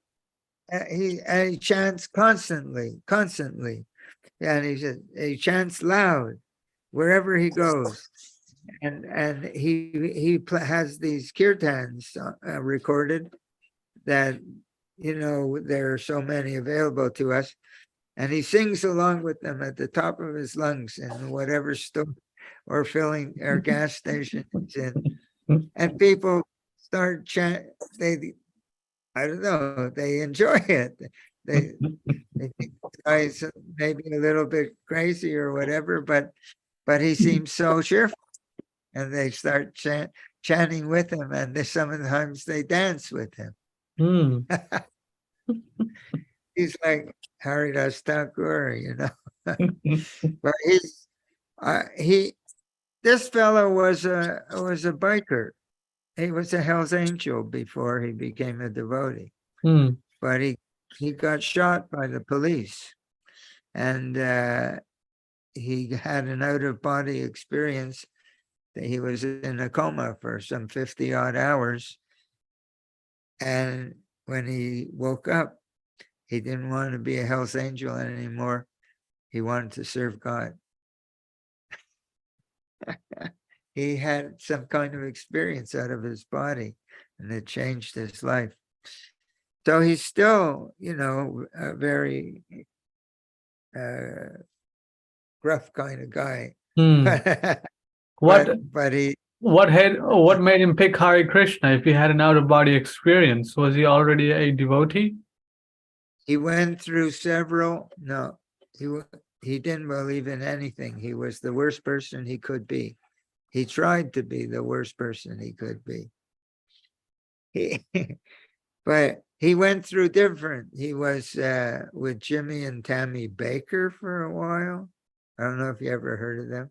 Then he was with Seventh-day Adventists for a while, and then he met the devotees. Seventh-day Adventists are vegans. Yeah. So he met the devotees recently, or was it in the 70s and 80s? 8 years ago, I think. Oh, so how he came in contact with you? You gave him a book? I was out never, living in the woods for the last 22 years. And I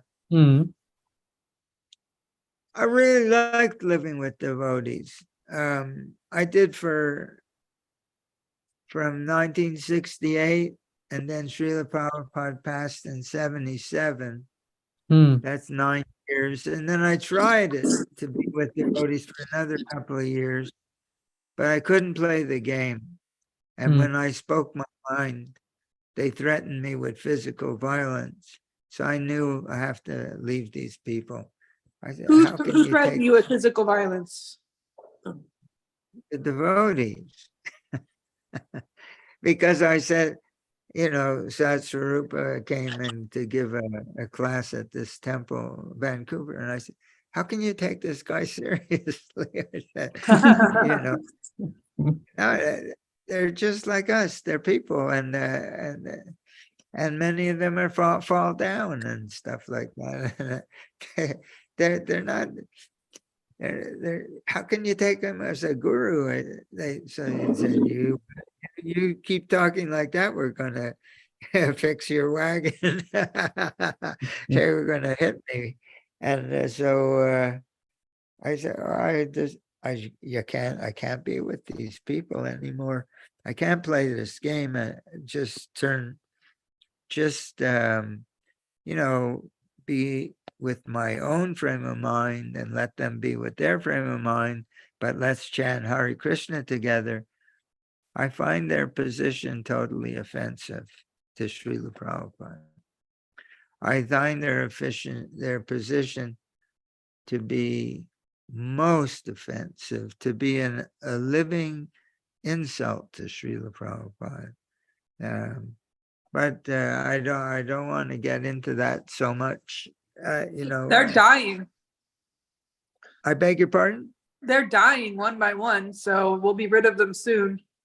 Yeah, but they still have this idea that they can appoint more, like the GBC is appointing gurus.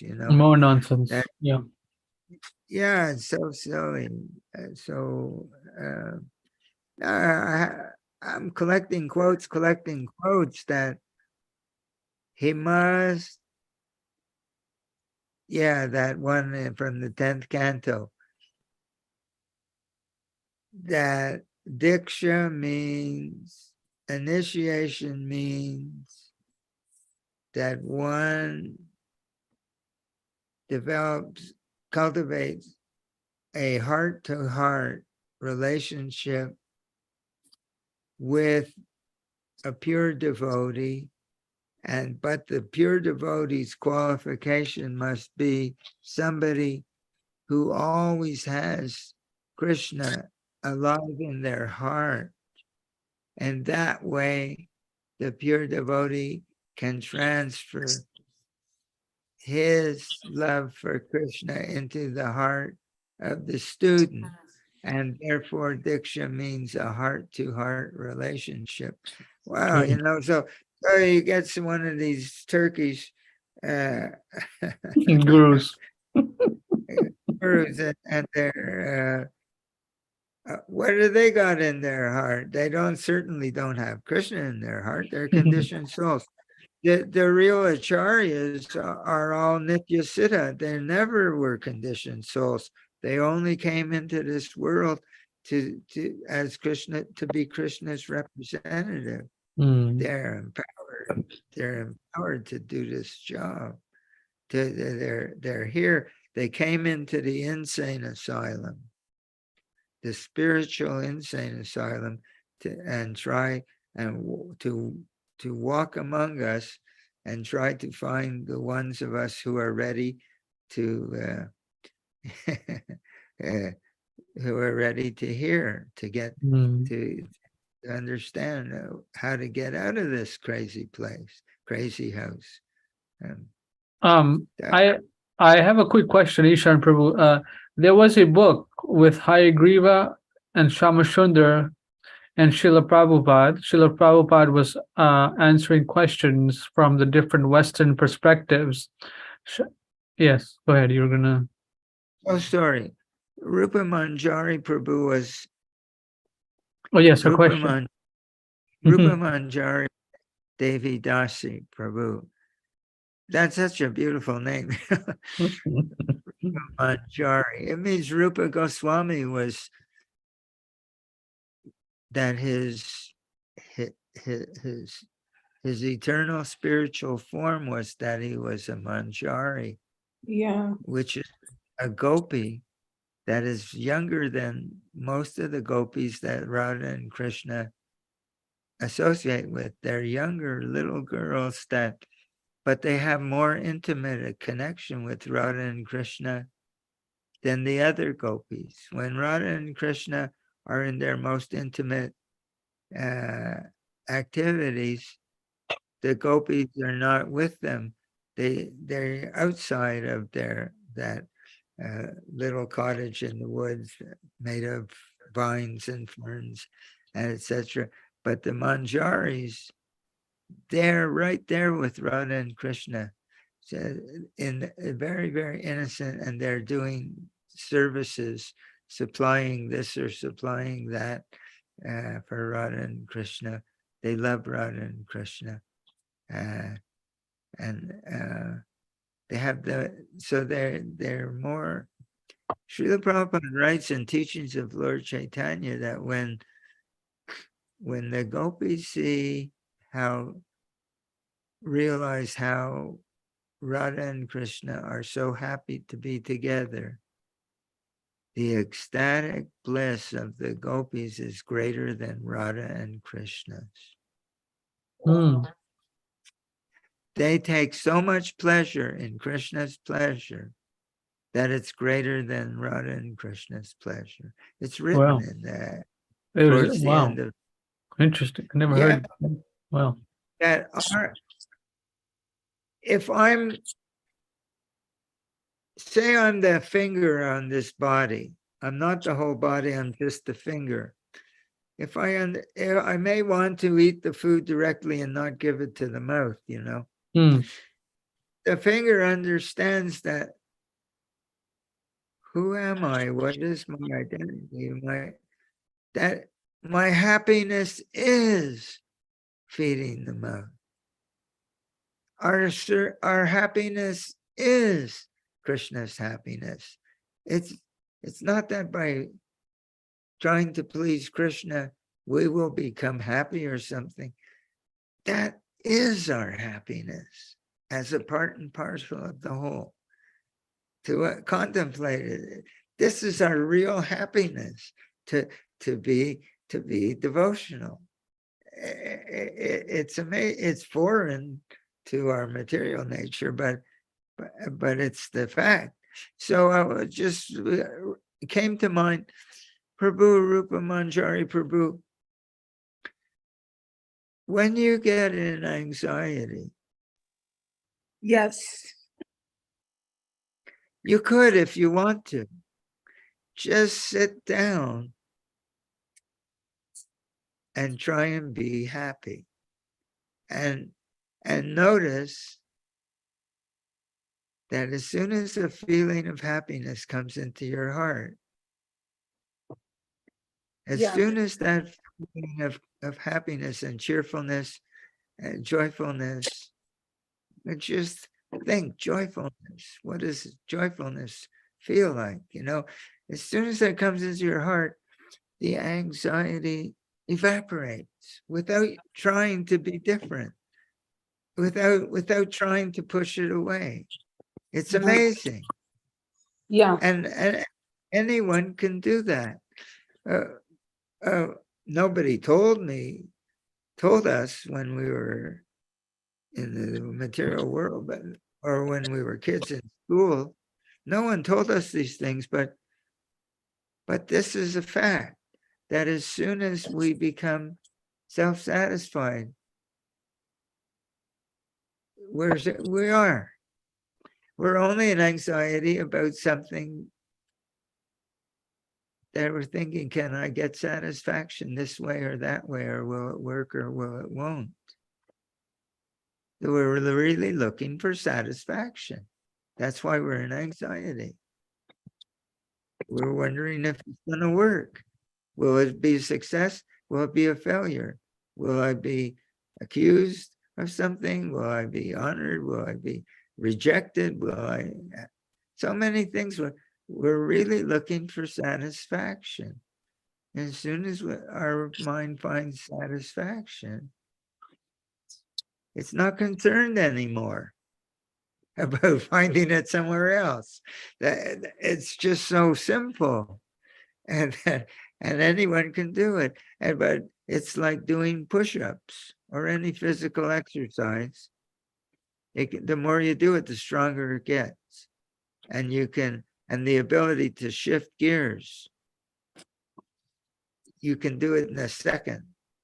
Well, once you get the feeling, you can shift gears. You say, "Oh, there it is again, my old friend, my old friend, anxiety. Oh God, I've been serving him or her for so many years, and she's never satisfied. My old friend, hi, anxiety." Yeah. Never satisfied. No, so it's like mind can be your best friend or your worst enemy, Krishna says. So, and you have the power it's not, you don't have to be advanced or a devotee or anything like that, but it frees you to be devotional instead of worrying. I'm not different from you. I have all my nonsense. My mind, it does things. Yes, you ask my wife, she'll tell you. So but we do have this power and this freedom. It's a choice. I put it on my wall, a sign. It's not there at the moment, but I have a little card on my little altar. Happiness is a choice. It's not dependent on our circumstances or the condition that we're in. It's a free will. It's our choice.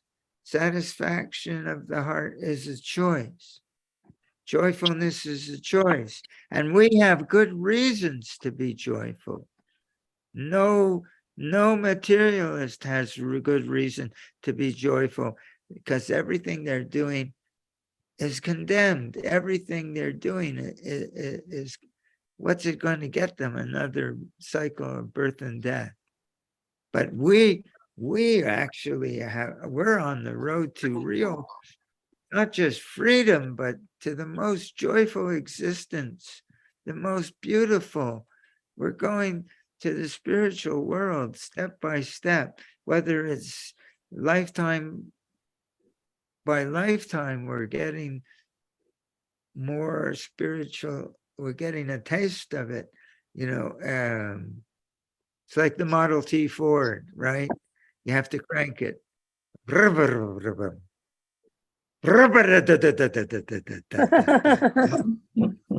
chainsaw, right? I'm starting my chainsaw. And I take it and I pull the. And Where then- do you live, and then- Ishan Prabhu? I'm southwest New Mexico, in the southwest corner. Yeah. So, but the idea is, okay. So we're in the position where we're pulling the cord.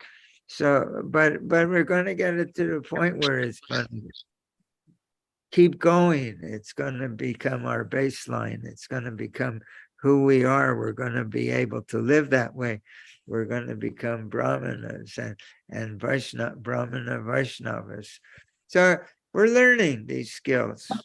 Yeah, but you said you're going to begin learning these skills, but then you also said, never in a million lifetimes will you get it. Did I say that? Yeah.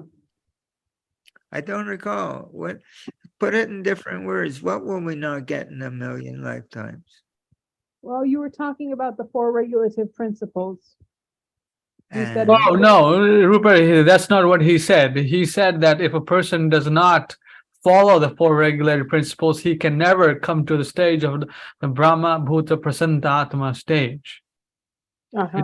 He did not say that. Yeah, that's that, right. That I'm sorry that I wasn't clear. no, that was clear. so- I understood it. It's not that you're saying that we will never come. The person who does not follow the regulated principles, he or she cannot come to that stage. As a person who's not following the regular principles is so, the word, we have an expression, gung-ho. Have you ever heard that expression? Yes. Is Yes. so into satisfying the senses. It's just, and becoming more and more covered and more Implicated. identified Yeah. with the body, and more moving into the mode of ignorance or darkness by these activities. Killing animals just to have something pleasant on the tongue. But from our point of view, it's the last thing we would want on our tongue is a corpse. Who Yeah. wants to eat a corpse? My God. You go into a restaurant and say, give me some corpse, all dressed with mustard and rum.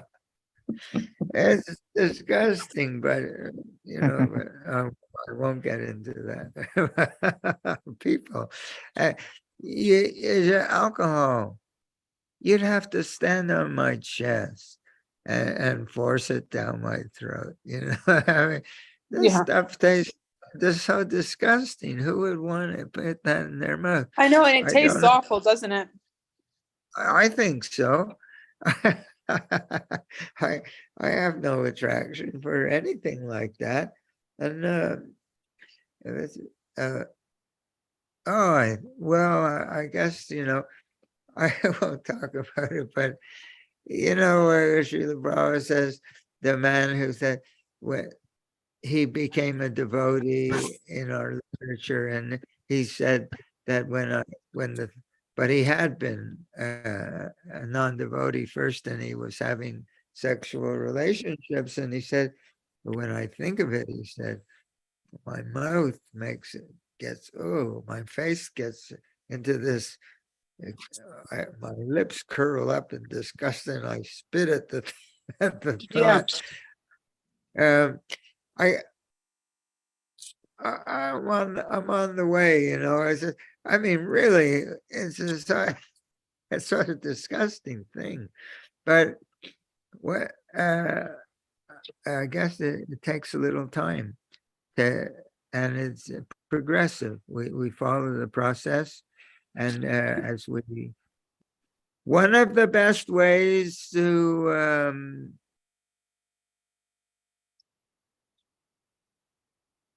we have so many desires. The more we feed them, Krishna says, burns like fire, and the fire never it gets bigger. But if you don't feed a fire, it dwindles. It'll go out, and that's a big part of what we're doing. If we if we don't do these forbidden things, the desires decrease because it's the nature of how the material energy works. That's Okay, wonderful. Bruce, I'm gonna go to bed. Well, read a little of a page of Krishna book before you fall asleep. I always fall asleep that way. Yeah, Prabhupada has recorded the Krishna book in audio format, and it's available. So you can hear Prabhupada speaking Krishna book. Okay, thanks so Yeah. much for the meeting tonight, you guys. Hare Krishna. All glories to Hare the Krishna. Prabhupada. Hare All Krishna. glories to Hare Hare Krishna, bro. Hi, Robert. How are you? I'm doing all right. Great. Okay, This is what yes, go ahead, Ishan Prabhu. we're talking about makes sense tonight. Yeah, it does make sense, and it helps me deal with my anxiety and my depression. You know, I understand these things very well because you're not talking to Prince Charming here. I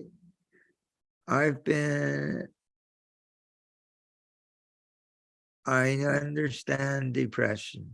I understand anxiety. I understand all of these things. And but these processes we're talking about are it's very scientific. It's a science. It works. We just have to work with it, and we can really grow. I know this. I know this. I know this. It doesn't mean I'd never fall backwards, and but I know how to come back to and apply again. I have a home base. I'm building a home base. We practice. Our home base that's our home base. Our real identity that we're trying to bring into focus. And as we work on it, it gets stronger. So even if we falter, lose our step or whatever, we come back. We have something to come back to and go forward again. And it's just going to increase. So just, we're in a very, very fortunate. The whole world is so lost and they have no sense of direction, but we have a sense of direction. And every little bit we do is positive and progressive. So we just keep trying like that. Yeah.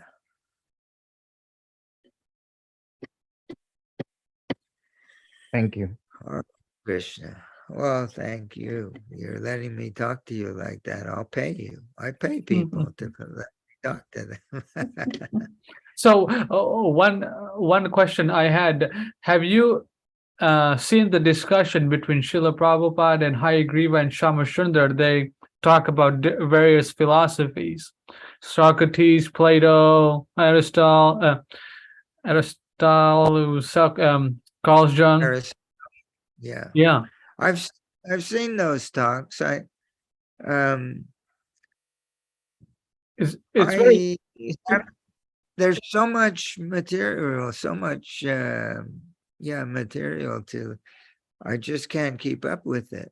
You know, like we have books, we have right. Nectar of the we have the Srimad Bhagavatam, so many volumes, and then we have Chaitanya Charitamrita and Bhagavad Gita and, Yes, and Nectar of Devotion and Nectar of Instruction and and teachings of Lord Chaitanya. And I just have to make choices. What were you thinking about in No, I those? was saying that Srila Prabhupada talks about the various Western angles of this New Age stuff. It's covered in many of those conversations. So Yeah, I will send you some of it so you can see, oh, this is what Prabhupada is saying about their version of meditation and self-realization, this and that. So it might spark some, some. do you remember the quote that I asked you to send me tonight? Yes, That that is from the Gita, Bhagavad Gita introduction. I'll send it to it's you. in the yeah. Thank you. And like I told you, I have this apprehension. I don't want to mislead people, but like tonight's class is teaching what I've been trying to discuss and Yes. urge that we got to cultivate this. Krishna likes it so much that he's going to bow down to us. He said, just become self-satisfied in your heart. Well, that's amazing. That gives me so much courage to talk this way because it's working for me. I somehow or other I came across this on my own, okay? But Krishna said, it said, Tesham satata yuktanam bhajatam pratipurva. If for those who are really trying to be devotees, Krishna gives them intelligence within their heart. I came to this on my own. I started to cultivate, or I'd have these feelings of everything very beautiful. I feel beautiful and I just feel blissful inside myself for no reason at all. And I have this ability. And then I started looking in the books because I didn't want to be doing something that is not in our teachings.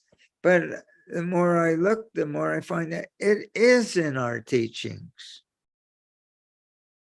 It's just that Krishna was helping me to understand how to get away from being a victim of my own mind.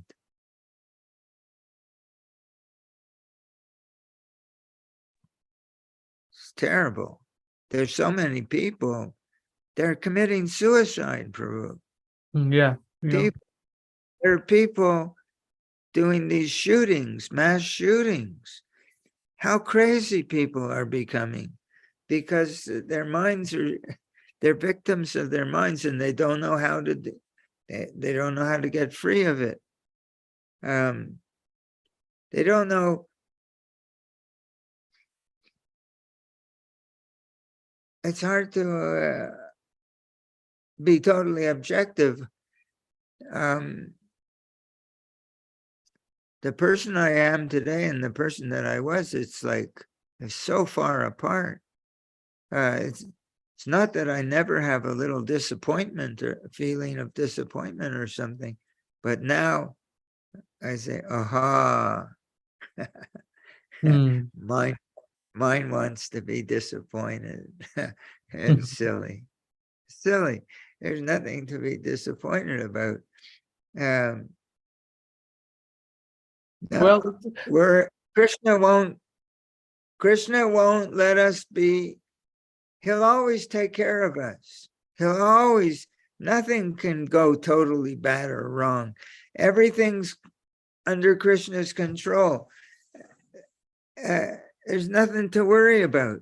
It's like, yeah, he's going to give us little tests to make us grow, and etc. Yeah, we're going to have some flat tires. Yeah, we're going to have this or that. Yeah, but he's not going to let us He's not going to let us starve. He's not going to let us. He's going to take care of us. He promises that. I preserve what you have, and I'll provide what you lack, and in every way. And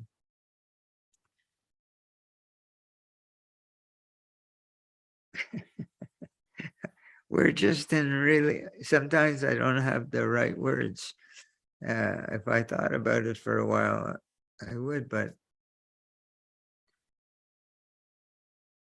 we don't have to be a servant of our mind. Our mind is an instrument. It's an instrument, and we use it properly and Krishna was telling us that we have the power and the choice and the freedom to cultivate a certain frame of mind that it can overcome these lower modes of nature.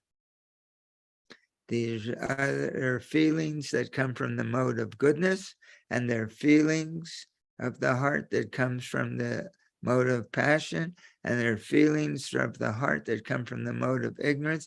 And Krishna is encouraging us to cultivate the feelings that come from the mode of goodness, and that will enable us to become devotees.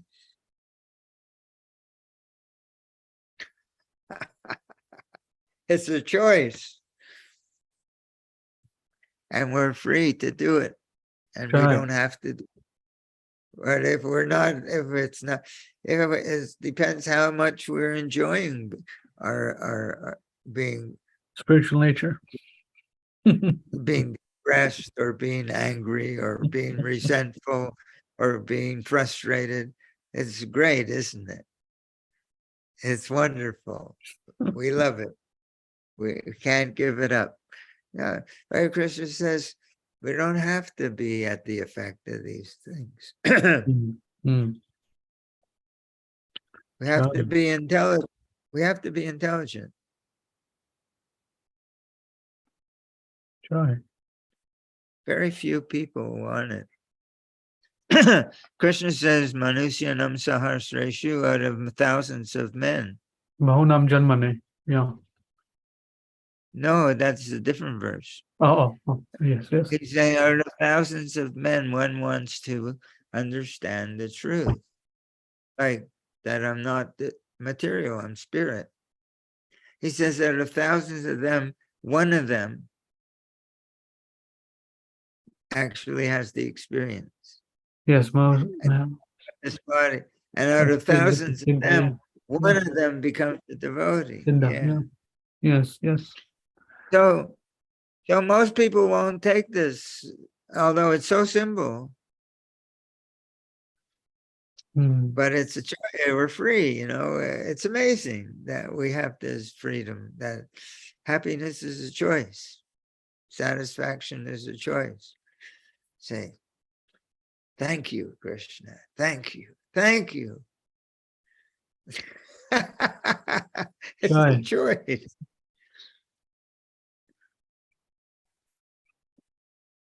All right, we got some devotees made some comments online. I'll just read the comments. There was one devotee named Lakshmi. She's from New Mexico. She's saying, I'm in New Mexico. And there was one devotee named, if she's watching, she can reply, what part of New Mexico? One devotee said, very good talk. Thank you, Ishan Prabhu. This is Bhakt Peter. And then he made a comment, the amount of Srila Prabhupada recordings is overwhelming. There's so many. Bhakt Peter made the comment. And then Aristo Prabhu says, all praise to Srila Prabhupada.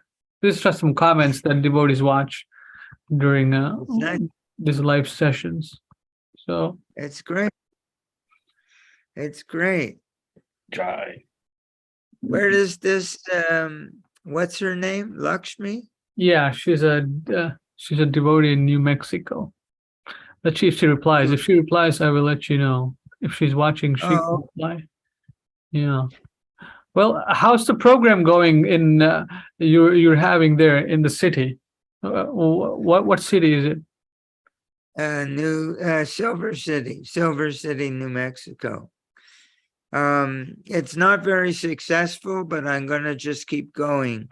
I'm thinking if there are other ways. I don't know how to exactly. I'm not.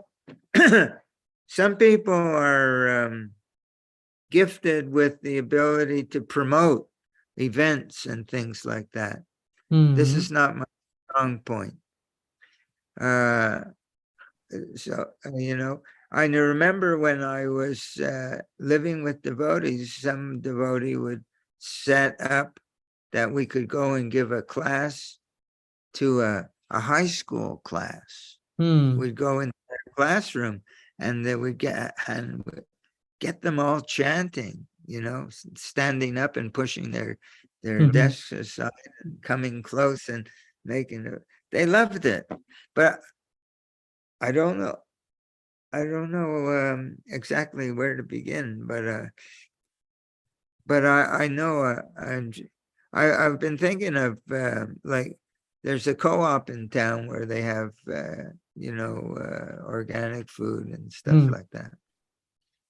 And there's a bench in front of the store. I mean, people sit there and play their guitar and put down a hat and ask for donations.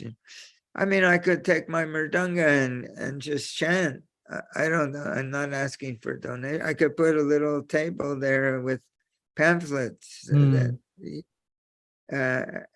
there you can buy them for 10 cents a piece, on Right, chanting right. Hare Krishna, and let people take.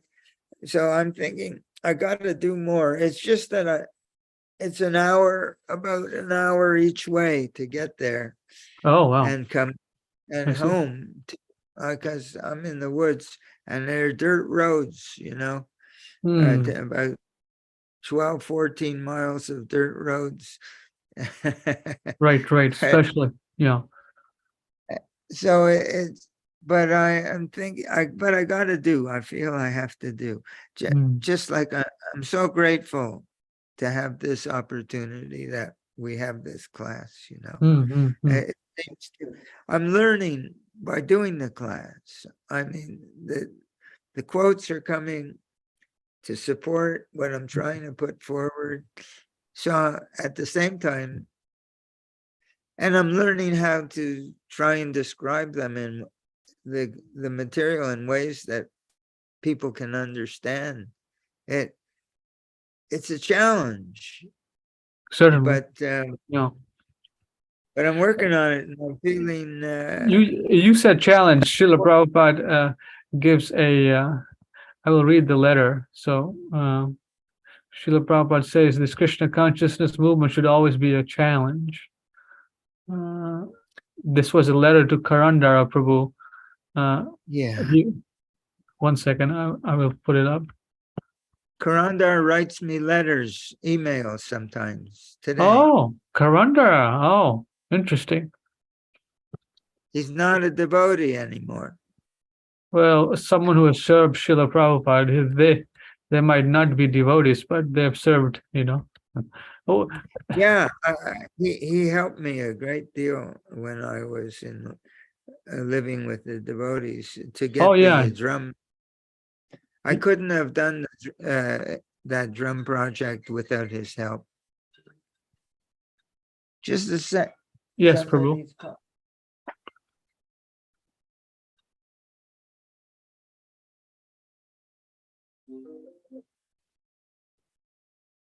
Rachel, I'm still giving the class. Can we talk a little later? Oh, I forgot.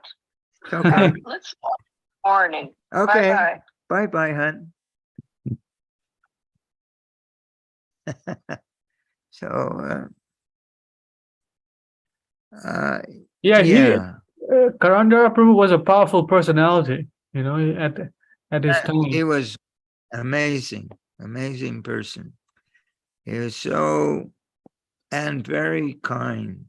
so kind to the devotees, and so he would sit behind a little desk, like almost like a desk that the kids have in school, and he'd sit in a room, and people would come to him one after another, with their problems, and he would just listen, and then he'd say, "Do this, try this."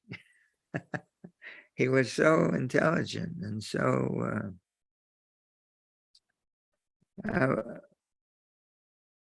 I always have, appreciation for him.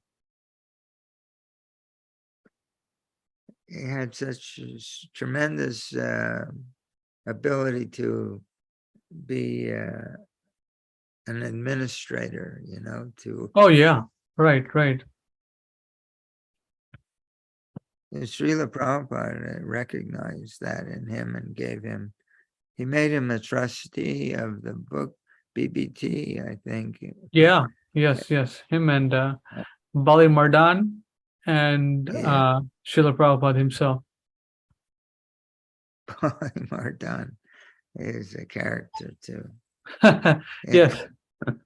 He married this lady. Yes, yes. The Toyota lady, they thought. Yeah. She was doing all kinds of things. Yeah. Yeah, having chicken in the fridge in her in the temple.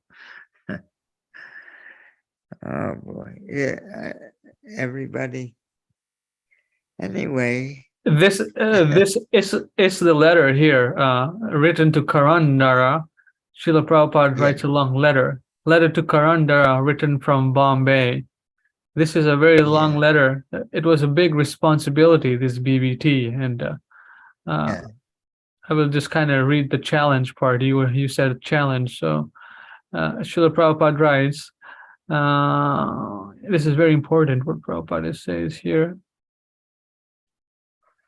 So Prabhupada says here, so the future of this Krishna consciousness movement is very bright.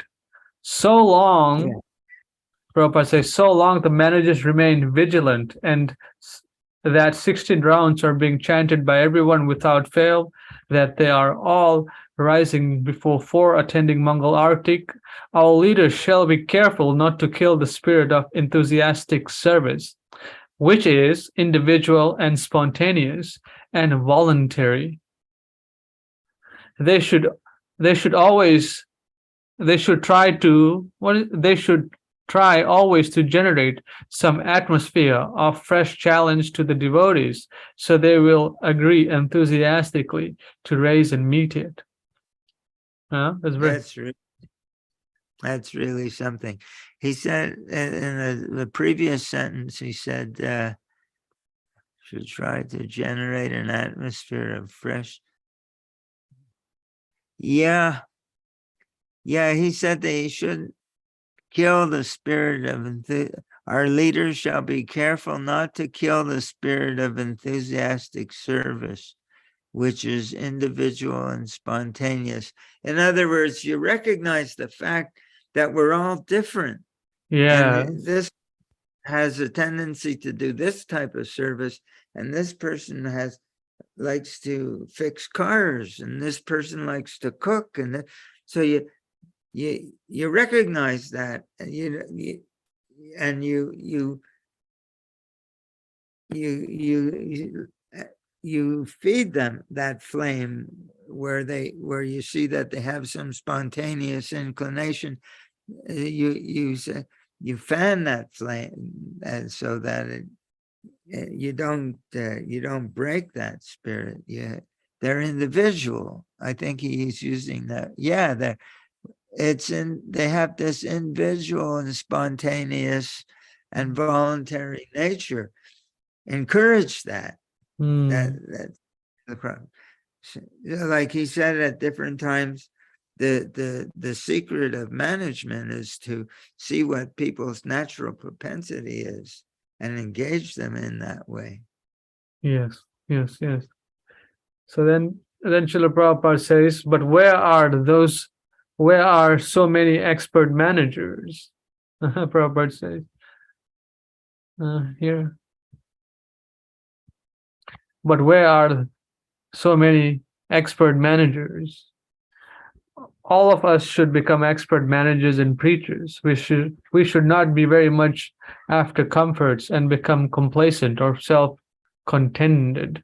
There must be always some tapasya, strictly observing the regulated principles. This Krishna consciousness movement was always be a challenge. Krishna consciousness movement was always be a challenge, a great achievement to be gained by voluntary desire to do it, and that will keep it healthy. Here it is. I'll highlight it so you can see it. You know, I was reading in the Bhagavad Gita, I think it's in the 3 modes of material nature Yes. chapter. It's really Prabhupada. I mean, Krishna discusses happiness. And he says happiness in the mode of goodness. Illuminate. He says it's like poison in the beginning, but nectar in the end. Happiness, he says, in the mode of passion is like nectar in the beginning, but turns into poison, trying to enjoy the senses. But he says happiness in the mode of goodness is like poison in the beginning, but like nectar in the end. And it's like to do these things that make us elevate us through the modes, they're not attractive to us when we're in a lower mode. It's hard to go against the current kind of thing. But if we do them, we'll become really bright and happy. And That's right. Hare Krishna. All right. So I think we'll end it for the night, Ishan Prabhu. Thank you very much to all the devotees who are watching online on YouTube and participated here. We'll continue. I wanted to read the Srimad Bhagavatam, but we'll do that next week. 1:5:23. Oh, that's great. So That's great. I think we discussed enough. So if anyone has any questions, comments, realizations they'd like to share, please send it to me and we can read it on our next program. Thank you, Ishan Prabhu, Robert, Rupa Manjari, and our online viewers. We'll see you again next week on Sunday. Thank you. All glories to Srila Prabhupada. All glories to Haribol. Shri Hare Krishna. Haribol. Thank you, Prabhu. You're great. Prabhu, you're it's like a talk show, and you're the MC or whatever. You really do a wonderful job. Thank you so much. Hare Krishna. Prabhu. Thank